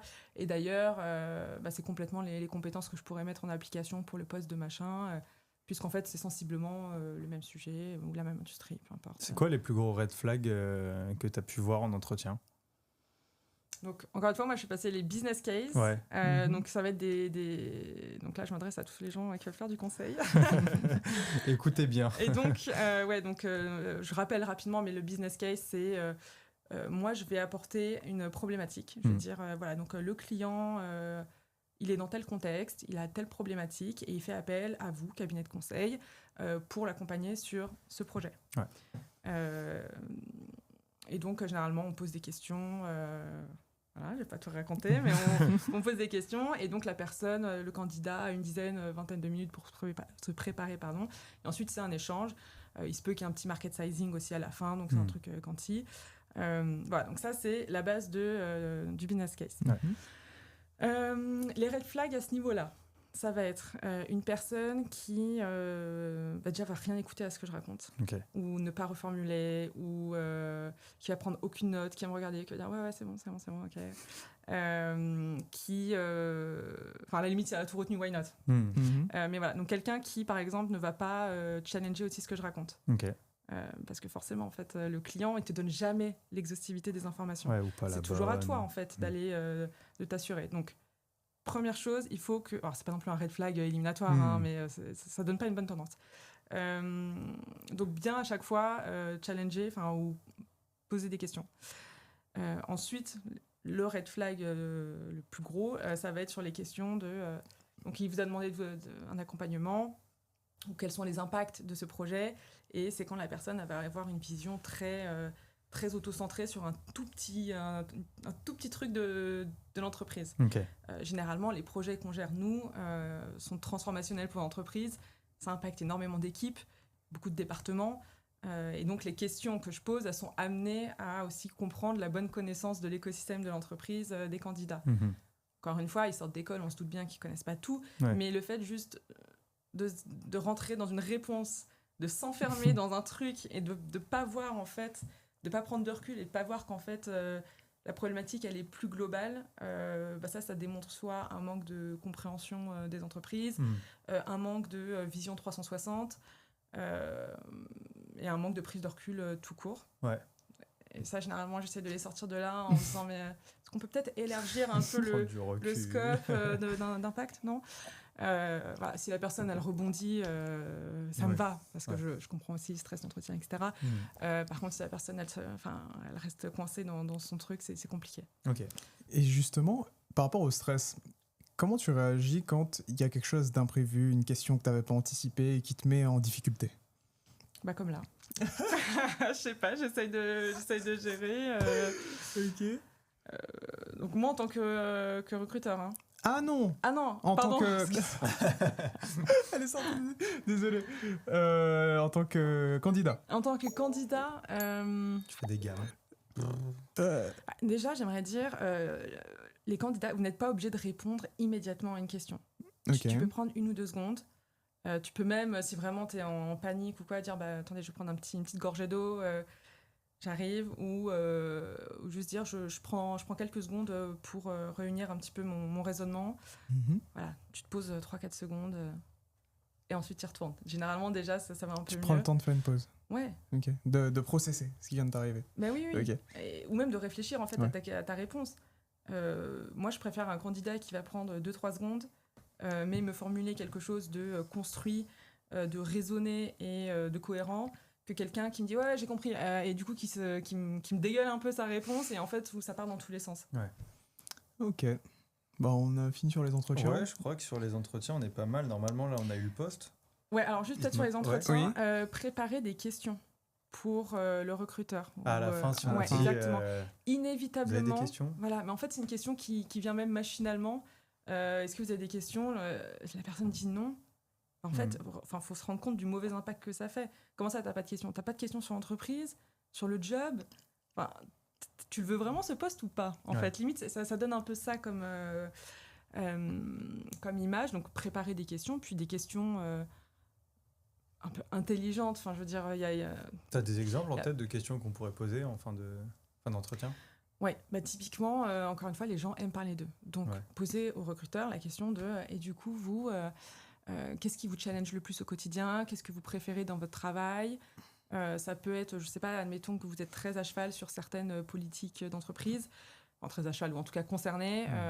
Comment est-ce que cette politique-là s'applique concrètement au quotidien pour vous ? C'est aussi une bonne manière d'avoir une vue concrète des valeurs d'entreprise. Parce que il y a ce qui est écrit sur les sites internet et souvent la réalité interne. C'est une bonne manière là, tu vois, de dire et du coup concrètement comment est-ce que ça s'applique, comment est-ce que vous voyez votre équipe évoluer sur les prochaines années. Là je vois, tu peux donner un peu d'informations sur l'actualité. J'ai vu que cette industrie, il y avait telle et telle grande actualité. Est-ce que ça impacte votre travail ? En fait, il y a plein de questions qui sont juste... Et du coup, les séminaires à la fin de l'année, c'est sympa ou pas ? Tu vois, il y a quand même des questions qui permettent d'avoir un peu plus de muscler un peu l'échange. Ouais. Moi, j'avais posé une question qui avait déstabilisé un peu le recruteur. À l'époque, c'est quand je candidatais pour une grande marque de luxe en Angleterre. Et c'était un poste un peu de bras droit, mi-événementiel, mi-vente aussi. Il y avait une partie vente en magasin et tout. C'était assez complet. En fait, c'était très formateur, normalement. Je ne l'ai pas fait finalement. Normalement. Mais et je me souviens que suite à ça, il voulait me prendre. À la fin, il m'a demandé si j'avais des questions. Et je lui ai dit comment vous faites votre acquisition client ? Et là, il me fait on fait ça. Pourquoi vous avez déjà pensé à faire ça ? Est-ce que vous avez déjà pensé à faire ça ? Mais pourquoi vous faites pas comme ça ? Et en fait, on a continué le truc pendant je sais pas combien de temps et on avait limite une discussion business. Et il m'a dit que après ça, en fait, il avait jamais vu ça et il me voulait. Génial. Donc voilà. Oui, parce que tu vois, tu t'es démarqué. Lui, il s'est rappelé de toi. En plus, tu lui as montré que tu apportais de la valeur et qu'en fait, tu étais déjà prêt pour le poste. Puisque tu étais capable de challenger, tu étais capable d'apporter des propositions, qu'elles soient bonnes ou moins bonnes, peu importe, mais en tout cas, tu as fait cet effort-là. Donc, il s'est dit, OK, le gars, en fait, il s'est bien préparé en amont, ou alors il a juste une très bonne culture aussi d'acquisition client. Et tu t'es démarqué. C'est important aussi d'essayer de se démarquer parce que faut bien se dire que pour un poste, généralement, il y a... je ne vais pas donner le chiffre parce que j'en sais rien, mais... on avait 8 là-dessus. Tu vois. Ouais. J'ai quelques petites questions rapides sur les entretiens. À chaque fois, c'est des petites questions qu'on peut se voir poser. C'est le fameux « pourquoi vous et pas un autre ?» Comment on se débarrasse un petit peu de cette question où on a l'impression que c'est un truc bateau qu'on va répondre à chaque fois. Alors, déjà, la question est bateau. Oui, la question est bateau de toute façon. Et malheureusement, elle est beaucoup posée. Elle est beaucoup posée. Je pense qu'il y a une raison si on te la pose. C'est pour voir comment tu vas réagir derrière cette question. En fait, faut pas la voir comme une contrainte. Pourquoi vous et pas un autre ? Déjà, t'essayes d'enlever le pas un autre. Juste pourquoi vous, tu vois ? Et c'est en vrai de vrai, elle est relou cette question, mais elle est aussi là pour t'aider. Pourquoi moi ? Parce qu'en fait, je t'explique. Moi, j'ai fait ça. Je me projette là-dedans parce que ça, c'est en accord avec ça.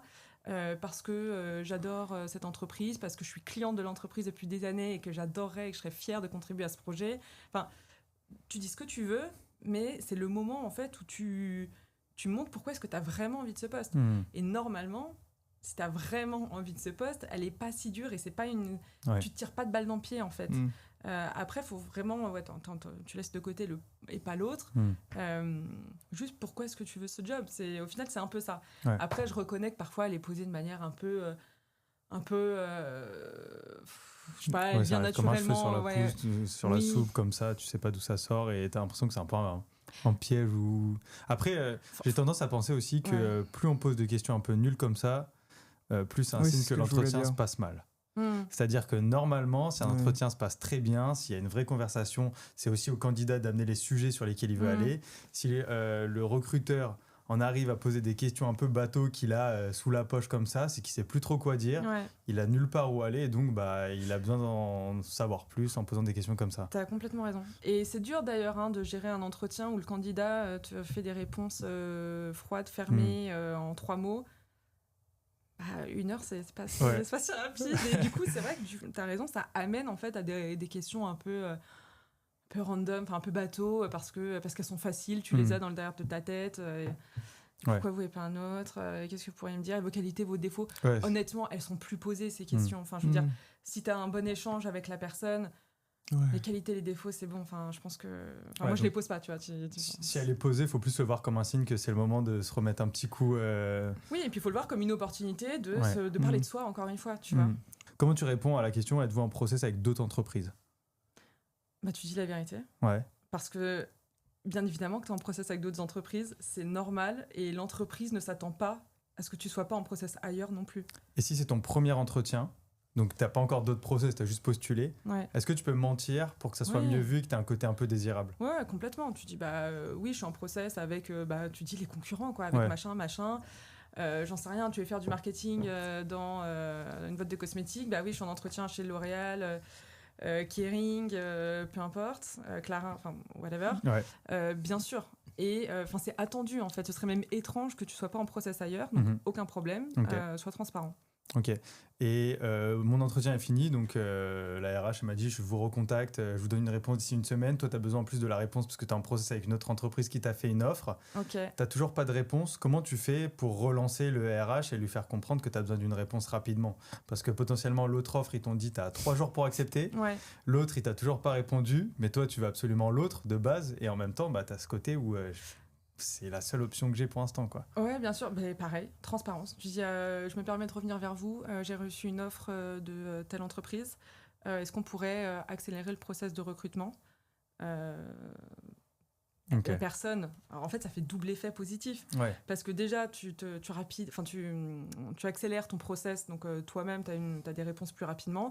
Et en fait, c'est jackpot parce que tu es en train de dire à une entreprise que son concurrent veut t'embaucher. Donc, que potentiellement... tu as toutes les clés pour être prêt pour ce type d'entreprise. Ça booste ton niveau de désirabilité. Il y a un FOMO. Clairement. Parce que, en fait, encore une fois, c'est toujours une question on ne veut pas se rater sur les candidats. Or, là, le concurrent est en train de dire qu'il veut la personne. Donc, c'est qu'a priori, il y a peu de risques de faire passer le candidat à l'étape d'après ou de lui donner une réponse ou de lui faire une offre. Si dans le cas de figure où... celle qui te demande de signer, maintenant, c'est pas celle que tu veux. Elle est bien, Mais au fond, t'en target une note et c'est dans un petit moment les résultats ou l'entretien, etc. Déjà, contact là pour essayer de speed up un peu le process. Ça se fait aussi. Bah oui. Je dis, j'ai reçu une offre, mais moi je vous veux vraiment. Ok. Est-ce qu'on peut. Encore une fois, c'est pareil. transparence. Après, bon, tu peux aussi dire ça à tout le monde. Hein, mais je dis, voilà, j'ai reçu une offre, mais j'ai vraiment envie de passer l'entretien avec vous parce que je me projette vraiment dans votre entreprise. Est-ce qu'on peut accélérer le process ? Si c'est pas possible ou si c'est vraiment trop lointain et que tu voulais vraiment l'autre entreprise, soit tu déclines, soit tu fais un truc pas cool, t'acceptes parce qu'au final c'est qu'un contrat, tu vois. Enfin, mais ça je le recommande pas. Ouais. Non, ça donne pas une bonne image. Et puis dans tous les cas, c'est des petits mondes. T'es toujours amené après à retrouver une personne plus tard dans ta carrière. J'ai une copine qui m'a dit un truc: seules les montagnes ne se croisent jamais. Et c'est vrai, en fait, mais surtout, nous, tu vois, en tant qu'expat, en tant qu'émigré économique, on a, en fait, on se retrouve tous tout le temps.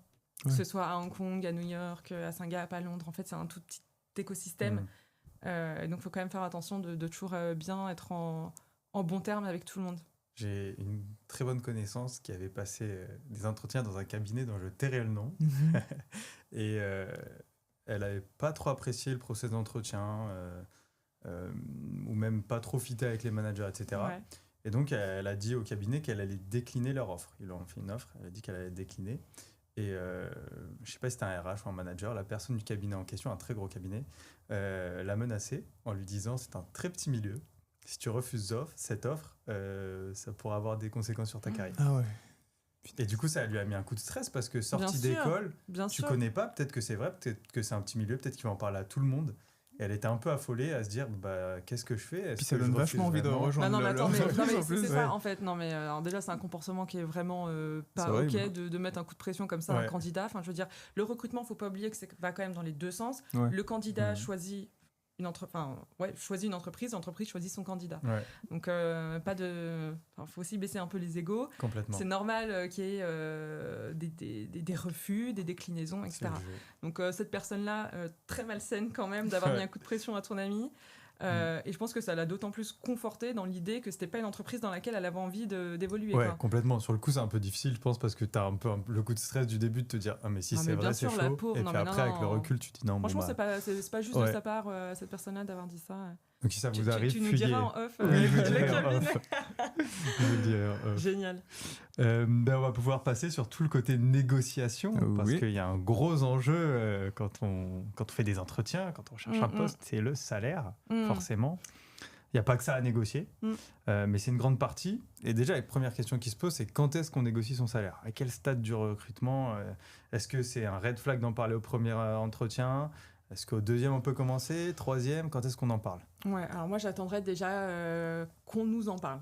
Okay. Premier entretien RH, c'est trop tôt pour parler salaire. Attends peut-être d'être avancé. Et puis, en fait, généralement, une fois que tu as terminé tous les entretiens et qu'ils te font une offre, c'est là qu'en fait arrive la notion du salaire. Okay.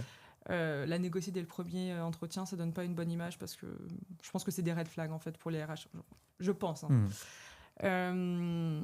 Donc, attendre déjà d'avoir une proposition avant de négocier quoi que ce soit.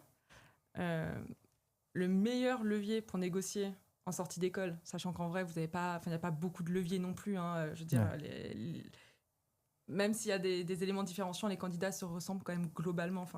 Sortie d'une grande école, il y en a 15, il y en a 150 qui ont postulé au même poste. Pour moi, le seul levier pour négocier son salaire en sortie d'école, c'est de dire que tu as un contrat, de montrer en fait que le concurrent t'a fait une offre, je fais n'importe quoi, à 44, l'entreprise a te proposé 41. Si là, elle te veut vraiment, tu te dis, voilà, moi j'ai mes deux contrats, je préférerais venir chez vous, mais bon, vous comprenez que d'un point de vue salaire, il y a quand même 3-4 d'écart. Est-ce que vous seriez prêt à vous aligner?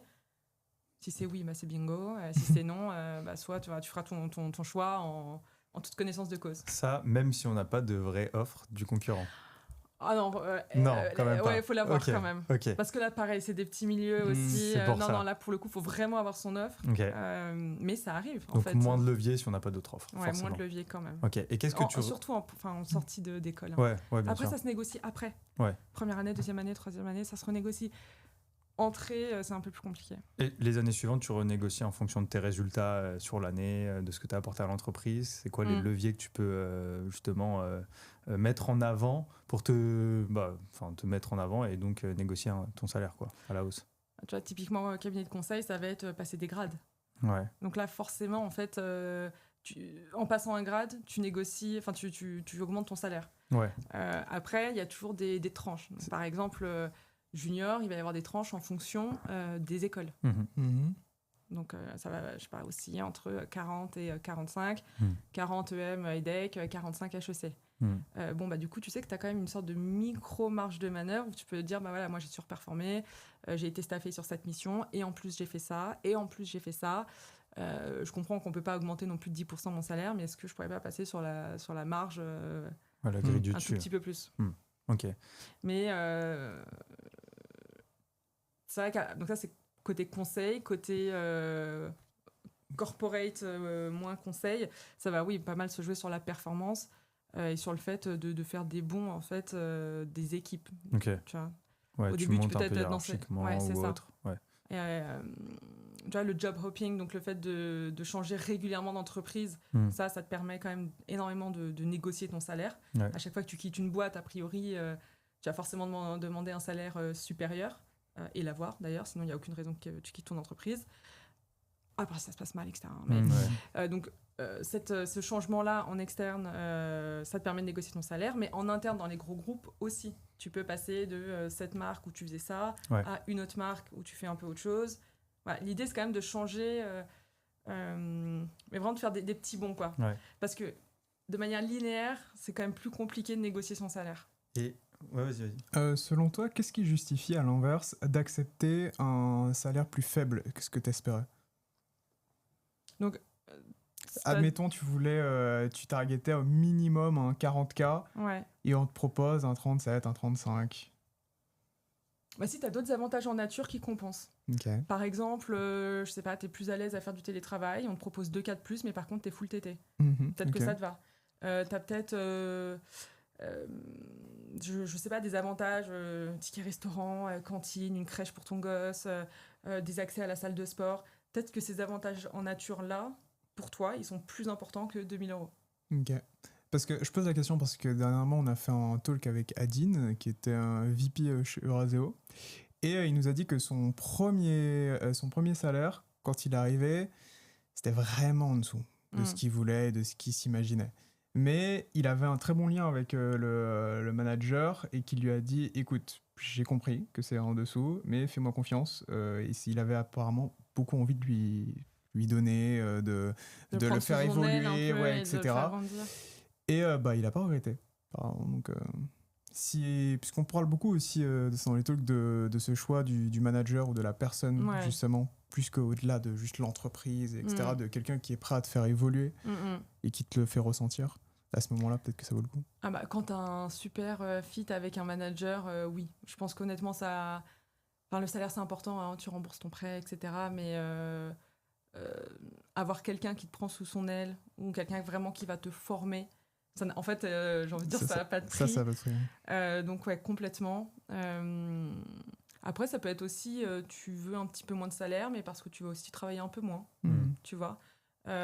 Encore une fois, en fait, il n'y a pas de bonne carrière, il n'y a pas de bons objectifs. Il y a des personnes qui sont très ambitieux, il y a des personnes qui veulent absolument de l'argent tout de suite, d'autres qui veulent juste pouvoir avoir une grande carrière et donc mettre les bouchées doubles et vouloir passer les étapes. Et il y en a d'autres qui vont préférer faire leur petit 9h30, 18h, sans pression, sans trop de pression, sans trop de charge mentale, et être payé un peu moins. Et c'est OK aussi.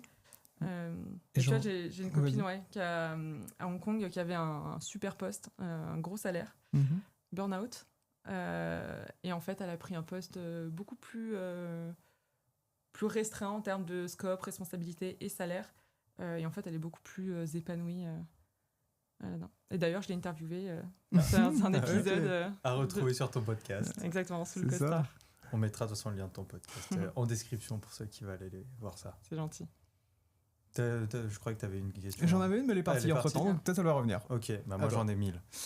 Vas-y. Est-ce que ça peut être une stratégie je suis en poste. Je suis dans un cabinet de conseil, je vais voir le concurrent, enfin je passe des entretiens, je postule, etc. Alors que je suis déjà en poste, pour qu'il me fasse une offre qui potentiellement serait supérieure à mon salaire actuel, pour ensuite aller voir mon entreprise et leur dire, bon bah voilà, j'ai le concurrent qui m'a fait une offre supérieure, donc je voudrais discuter d'une augmentation de salaire, sinon il y a des chances que je parte parce que le salaire est mieux ailleurs. Complètement. Ouais. Alors, attention quand même aux clauses de non-concurrence. de non-débauchage. Ouais. Ok.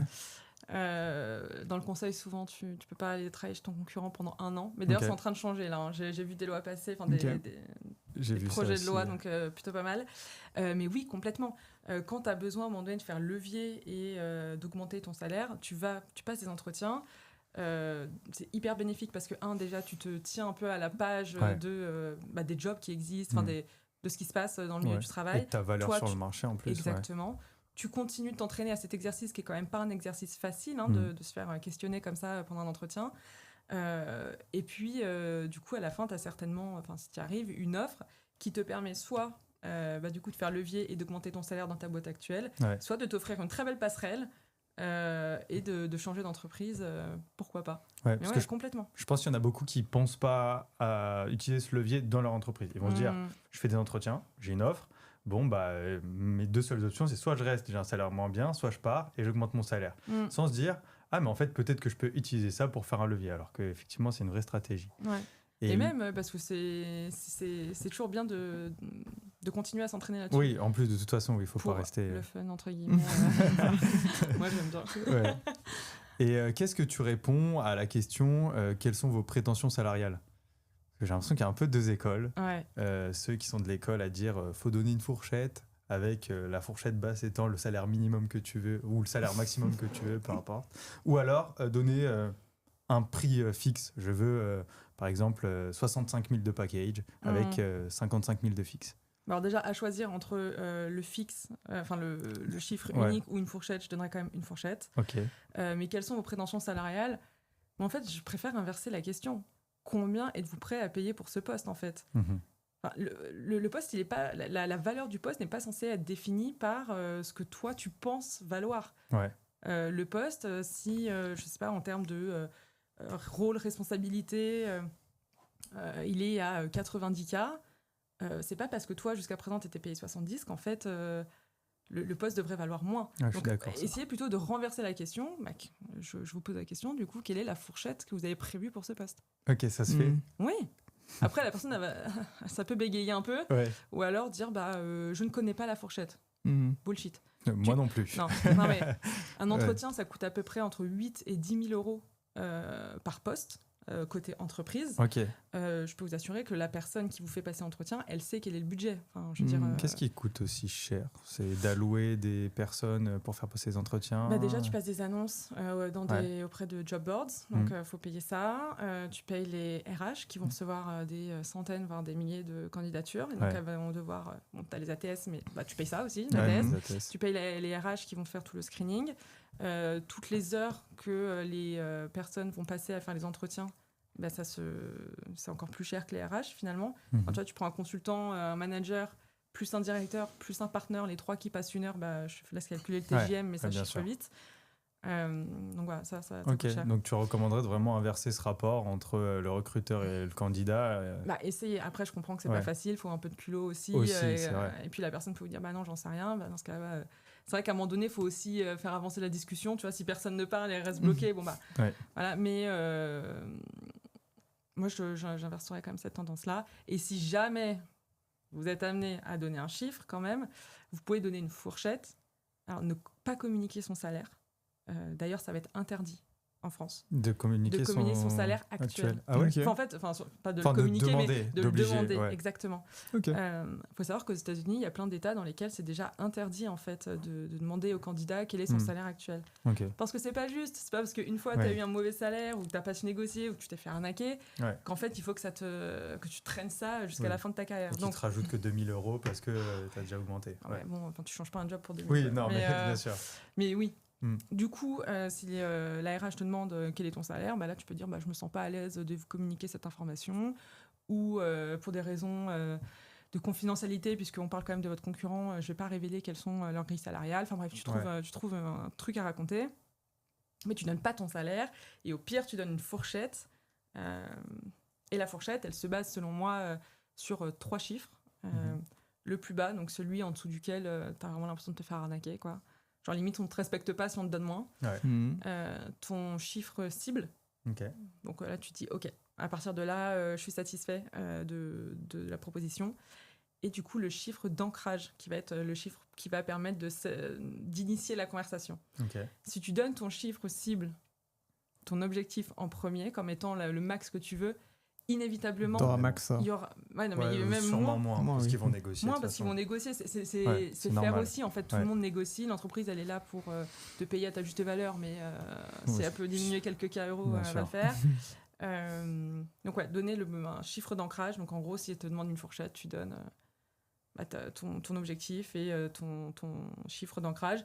Ces chiffres-là n'étant pas forcément liés à ton salaire, mais étant liés à tes recherches que tu as fait en amont sur combien vaut ce poste sur le marché. Donc imaginons, juste pour bien visualiser, que je veuille gagner 70 000 euros.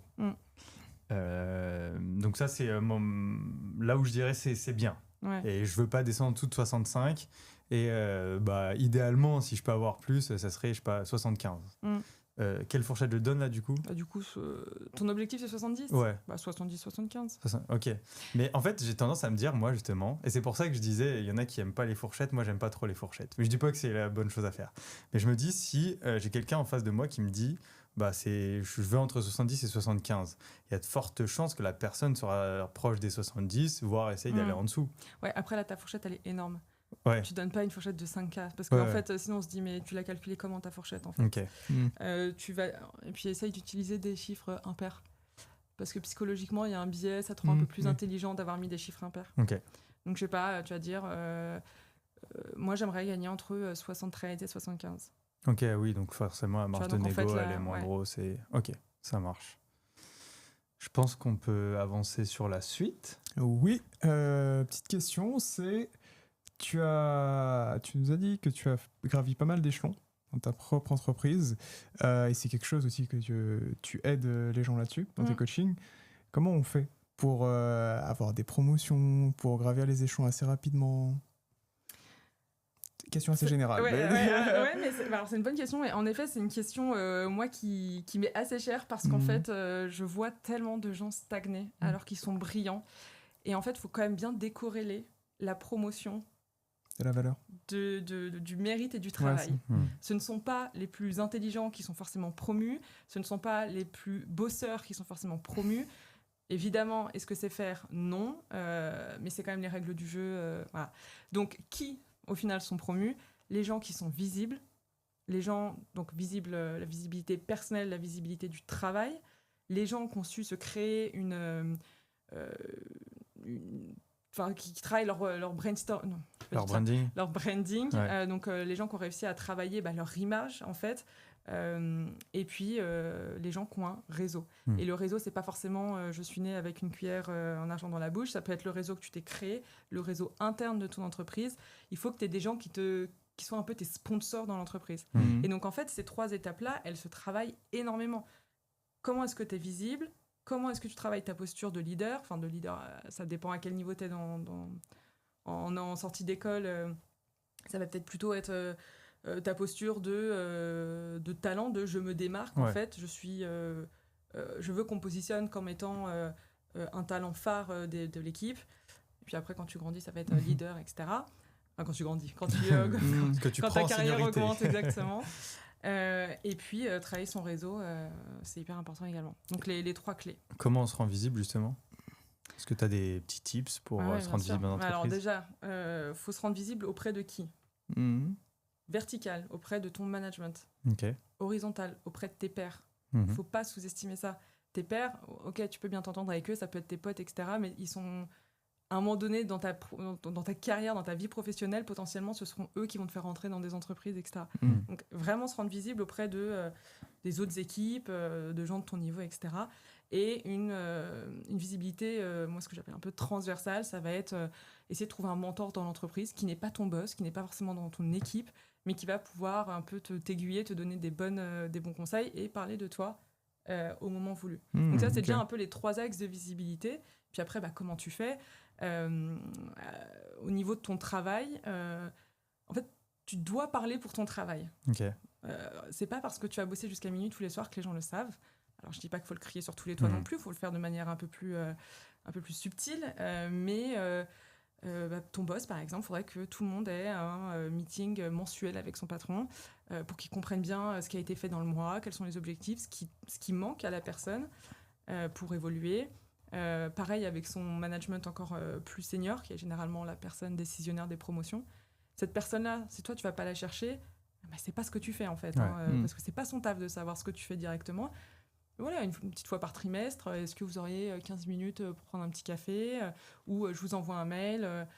Voilà, après les mails, en fait, on peut en parler pendant des heures parce que c'est assez, faut être assez fin en fait pour communiquer de manière efficace, montrer qu'on se vend, mais sans avoir l'air non plus d'être le lèche-cul. Ouais. Tu auras un exemple, une anecdote où ça s'est passé? Tu peux visualiser. Moi, je le fais tout le temps, en fait. C'est quoi la dernière fois que tu l'as fait? Là, j'avais une soirée d'entreprise avant que je parte. C'était la soirée annuelle. J'ai vu mon boss. On a fait un point en train de manger des sushis, d'ailleurs. Il y avait un sujet sur lequel j'ai assez bien performé, un autre où je savais qu'à un moment donné, il allait me reprocher d'avoir moins investi de temps dessus. J'ai pris les devants. J'ai pris les devants. J'ai dit, d'ailleurs, je sais qu'on avait parlé de ça. Alors, je t'ai rien finalisé pour le moment. Mais alors, par contre, t'inquiète pas, parce qu'en fait, j'en ai parlé à un tel et un tel. Donc, tu vois, en fait, bon, là, en plus, je suis en train de vous dire un truc que j'ai pas fait. Mais, mais l'objectif, c'est quand même de montrer ce que t'as fait en disant, tiens... attends, non, plus récent. Je finis mon projet chez mon client dans 2 semaines. J'ai envoyé un petit message à mon client et à son boss en lui disant voilà, le projet touche à sa fin, j'aimerais savoir si tu avais un petit feedback à me faire, est-ce qu'on peut en parler, etc. Je sais qu'ils sont hyper busy, du coup ils m'ont fait un feedback à l'écrit, screenshot, j'envoie à mon patron. By the way, regarde, voilà, la mission se termine bientôt, voilà les retours clients. J'ai été les chercher, ces retours clients, mais j'ai pas attendu qu'ils arrivent. Et ensuite, je les ai pas gardés pour moi. Évidemment que je vais en parler à mon boss. Donc en fait, tu vois, la visibilité, c'est ça. Ça peut être des petites choses. Ça peut être... quand on est junior, souvent on est dans des grandes réunions, il y a plein de personnes, etc. C'est un peu dur de se montrer, de prendre la parole. Essayez quand même. C'est marrant. Non, vas-y. Non, je disais que c'est marrant parce que justement, on entend souvent que il faut vivre, c'est du copinage, etc. et tout. Mais j'ai pas l'impression que tu forces l'amitié et tout. Tu forces le destin en allant montrer des choses concrètes, en faisant le petit plus en fait à chaque fois. Ouais, exactement. En fait, les opportunités, il faut se les créer. Parce que personne vient te chercher, ta carrière, tout le monde s'en fout. Il y a qu'à toi que ça importe. Donc si toi-même t'es pas acteur, si toi-même tu vas pas essayer de chercher les gens, les opportunités, les projets, personne va venir le faire et en fait tu vas rester derrière. Et malheureusement, dans mon cabinet, j'ai plein de copines et du coup de collègues qui, je pense, ne sont pas moins bonnes consultantes que moi et qui en fait sont à des grades mais bien plus bas parce qu'elles n'ont pas réussi à se démarquer, elles n'ont pas réussi à montrer non plus quelles étaient leurs ambitions. Moi, quand je vous dis que c'est clair pour tout le monde de ce que je veux, c'est que dès le début, tout le monde savait le grade auquel je voulais être. L'année dernière, pareil, il y a 3 ans, du coup, quand je suis arrivée à Hong Kong, j'aurais dit voilà, donc je suis arrivée en tant qu'associate manager, mon but c'était de passer manager, tout le monde était au courant, il n'y avait pas de débat là-dessus en fait. Donc il faut être clair sur ses ambitions, faut se montrer. Alors je comprends que parfois c'est compliqué et tu le fais au début, les baby steps. Voilà. Tout ce que tu fais, dans tous les cas, te rapprochera un peu plus de ton objectif, même si c'est pas des grandes étapes. Et puis oui, se montrer, être là, proposer des idées, aller faire des choses qui comptent. Alors, je l'ai fait au début et du coup, je sais que c'est pas forcément bon à faire, mais comment dirais-je, il faut faire ce qui va rapporter à l'entreprise. Donc, quand on est un peu trop sympa et qu'on va faire, je sais pas, plein de petits trucs qui vont nous prendre du temps, organiser le pot de départ de machin, arranger, je dis n'importe quoi, arranger les stylos, random truc. Tout ça, c'est pas vu, ça ne compte pas. Alors, ok, ça augmente peut-être ton capital sympathie, t'as l'impression de contribuer à un peu ton esprit d'équipe, mais si ça ne compte pas, en fait, t'auras perdu du temps. Donc, il faut se positionner stratégiquement sur des choses qui vont être visibles, ou t'apprendre quelque chose, ou renforcer ton lien, mais il faut toujours que t'aies un intérêt derrière. Après, ça fait peut-être Non, mais Shark. Dark Valentine. Ouais, Mais ce que je trouve intéressant, c'est que justement, j'ai l'impression que la plupart des gens ne se posent même pas ce genre de questions-là. ouais. Juste, ils sont là pour cocher des cases. Bon, c'est mon taf. Et puis, à la limite, certains vont se dire, ok, mais j'ai beaucoup travaillé et tout, je vais essayer de me démarquer, mais sans choses concrètes, sans les petites roublardises dont tu parles. et après se dire, mais je comprends pas, je suis pas traité à ma juste valeur, je travaille comme un dingue et tout, et quand je demande promotion, on me dit non. Ouais. Alors qu'en fait, ça se joue pas sur ça. Ça se joue pas sur ça. Ouais. Parce qu'en fait, bien faire ton travail, c'est le minimum, Ouais. déjà. Ouais. Donc, par contre, si tu travailles comme un dingue, bah, faut que les gens le sachent. Mm. Et ça, j'en ai plein, en fait, des juniors ou même des gens que je coach qui bossent jusqu'à minuit. Fair enough, il y a des projets sur lesquels tu peux pas... Enfin, c'est OK de bosser jusqu'à minuit. Donc, je dis, bah OK, pas de problème. Elle me dit, mais qu'est-ce que je fais? Je dis, bah tu le dis. Enfin, mais tu le dis comment? Tu le dis bien. Ouais, C'est-à-dire que tu vas ou pas autre. dire en mode, oh, je me suis déconnectée à minuit. Non, t'envoies un petit message à ta boss en disant, bah voilà, aujourd'hui, j'ai terminé ça et ça. On en parle demain. Voilà. Et comme ça, hop, dans les mails, au final, ta boss, elle voit l'heure à laquelle tu t'as envoyé le mail. Elle se dit, ah, elle bosse beaucoup en ce moment. En fait, c'est des C'est fin, micro-choses, c'est subtil tu en vois. gros. Ok, je comprends. Et c'est ça, en fait, moi, les coachés que j'ai, je les accompagne au quotidien. Ils me disent, ah, je fais quoi? Parce que souvent, elles manquent un peu de recul. Et je les aide, en fait, à twister des micro-choses qui font qu'à la fin, il y a un impact. Ouais. C'est marrant, ça me fait penser à la version plus grande de Anna. De Anna Bielefeld. Ah ouais? Oui, je fais Moi, je la connais pas. après. La version plus grande. Plus grande. Moi, j'allais dire un truc, c'est que c'est vrai que ça, j'ai l'impression encore plus exacerbé dans les cabinets de conseil. Peut-être. Mais c'est une bonne chose, hein. Enfin exacerbé au sens où du coup tu t'en rends plus facilement compte. Tu vois tout de suite la différence entre les gens qui sont visibles et donc connus en quelque sorte par le management, etc., qui comme par hasard ont les meilleures missions généralement, qui potentiellement ont les plus grandes augmentations, etc. Et parce que si on ne s'est pas quitté, on ne te donnera pas l'augmentation, parce que quand on va parler de toi en comité, bon bah ok, fait bien son travail, mais voilà, c'est tout. Et pareil pour les missions, quand on va avoir une bonne mission, les managers vont devoir dire ok, qui est-ce qu'on staffe, au-delà des enjeux de disponibilité, on va se dire avec qui j'ai envie de bosser. C'est ça. Qui est-ce que je connais, qui travaille bien, qui va mettre de la bonne humeur. Bon bah c'est cette personne parce que je sais qui elle est, tout simplement. Exactement. Et ça on le voit encore plus en cabinet, ouais. Mais ça existe aussi dans toute entreprise, quoi. Mais je pense que tu as raison, c'est quand même plus flagrant en cabinet. Et oui, là, tu as parlé de qui est sympa, avec qui tu as envie de bosser, etc. C'est aussi extrêmement important. Alors, il y a le travail que tu fais pour toi, le travail que tu essayes de faire un peu plus aussi pour tes boss, pour montrer qu'ils peuvent avoir un peu besoin de toi, ou en tout cas que c'est confortable de travailler avec toi parce que tu leur enlèves une petite épine du pied. Et après, la partie, le capital sympathie. En fait, tu n'as pas envie de bosser avec quelqu'un qui fait la gueule à 24, qui fait que râler. J'ai déjà repris une mission qu'un client avait sorti la consultante avant moi, parce qu'en fait, elle faisait que se plaindre en permanence et qu'elle mettait une sale ambiance. En fait, t'as pas envie de bosser avec des gens comme ça. Alors après, chacun sait... Enfin, je dis pas qu'il faut se travestir et devenir la personne hyper sympa extravertie si tu ne l'es pas. Hein. L'idée, c'est pas de se changer. Mais c'est vrai que quand même, c'est généralement... Sourire, ça coûte rien. Donc, tu avais parlé premièrement de la visibilité. Il y avait deux autres sujets. Il y avait la posture et le networking. Ok.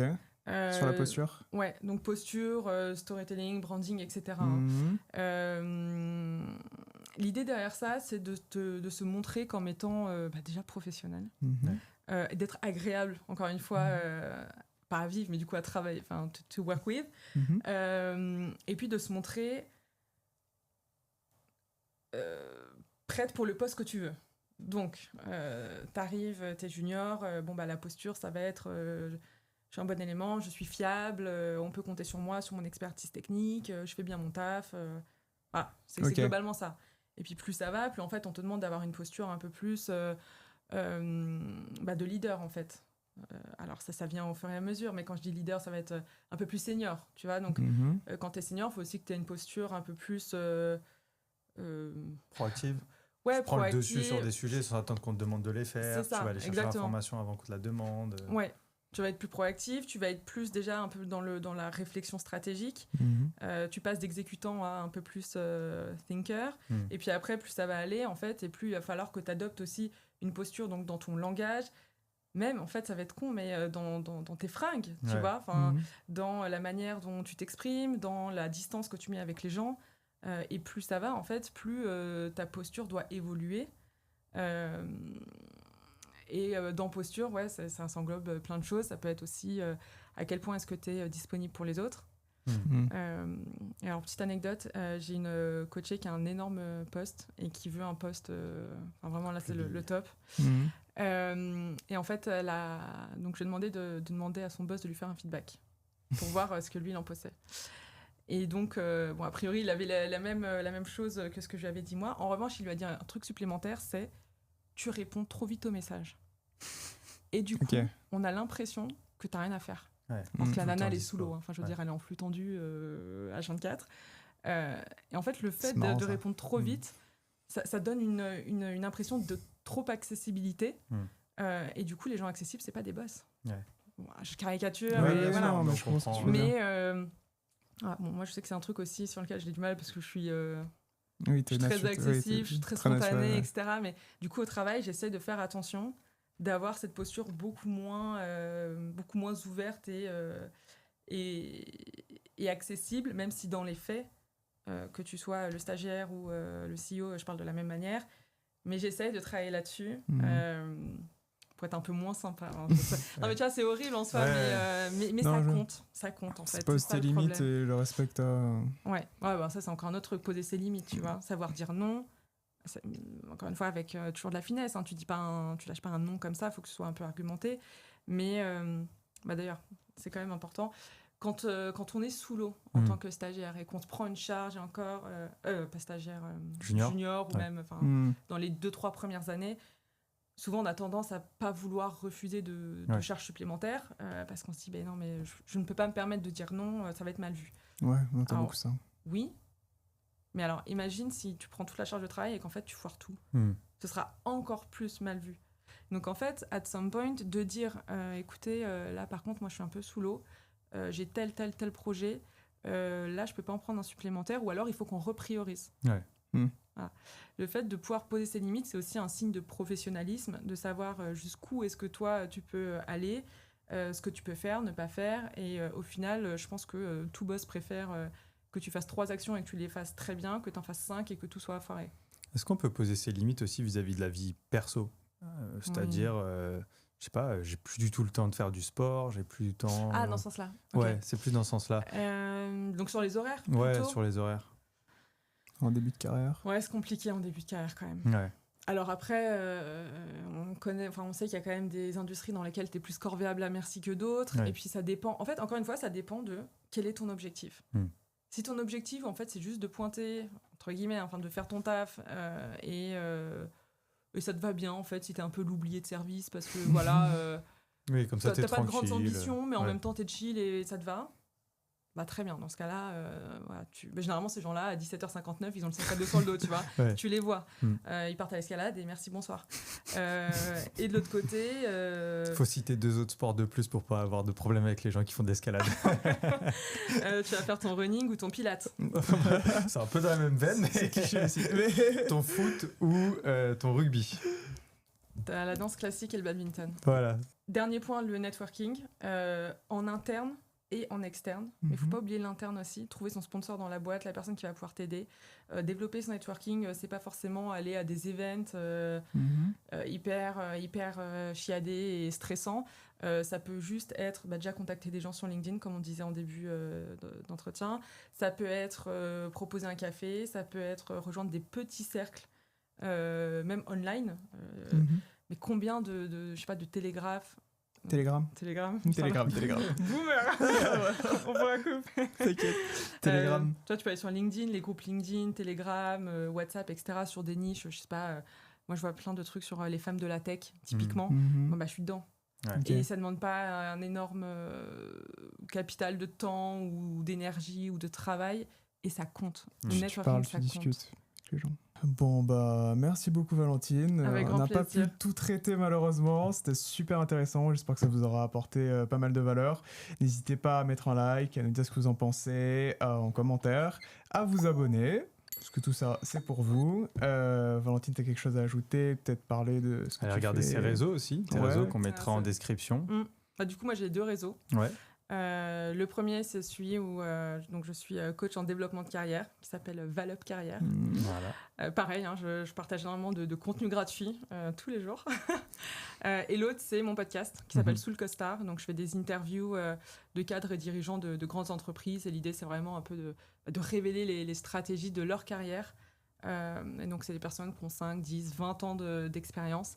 Et on essaye de déceler ce qui a fonctionné, ce qui n'a pas marché, ce qui a fait la différence, les grandes étapes, etc. Voilà. Ok. Et je sais pas si tu peux nous le dire, mais est-ce que tu vas me dire si tu peux le dire. Est-ce que c'est quoi ta projection par rapport à cette activité-là? Est-ce qu'à terme tu vas être 100% sur du carrière coaching, enfin, du coaching carrière plutôt? Ouais. Bah, à un moment donné, en termes d'horaire, ça va être compliqué de jongler avec les Oui, deux. question, Là, je vous cache pas que je dois travailler, je sais pas, 70 heures semaine, quoi. Enfin, c'est assez conséquent. Si j'ai assez de clients, oui, je pense qu'à terme, je pourrais peut-être partir de mon cabinet. Ok. Mais rester à Hong Kong? Je pense pas non plus, parce que c'est très cher Hong Kong. Hein. Ouais. Donc là, tant qu'on a un salaire... Enfin, en fait, ça dépend du chiffre d'affaires que je vais faire. Ouais, ok. Franchement, parlons français. Ouais. Si j'ai de quoi rester à Hong Kong, Ok, je tu resterai restes. avec grand plaisir parce que j'adore cette ville. Si le CA, si les bénéfices ne me permettent pas de vivre avec sans stress, et une puis certaine avec sécurité. Puis avec le niveau de vie que j'ai actuellement, bah non, j'irai ailleurs. Après, j'ai aussi mon conjoint à prendre dans l'équation, mais Ok. we'll see. Ça marche. Bah, on te le souhaite en tout cas de pouvoir C'est rester. gentil. Bah écoute, merci, c'était un plaisir. Bah, pareillement, Vraiment franchement, c'était plaisir. trop sympa. Merci beaucoup. Et à bientôt. Ciao. À bientôt.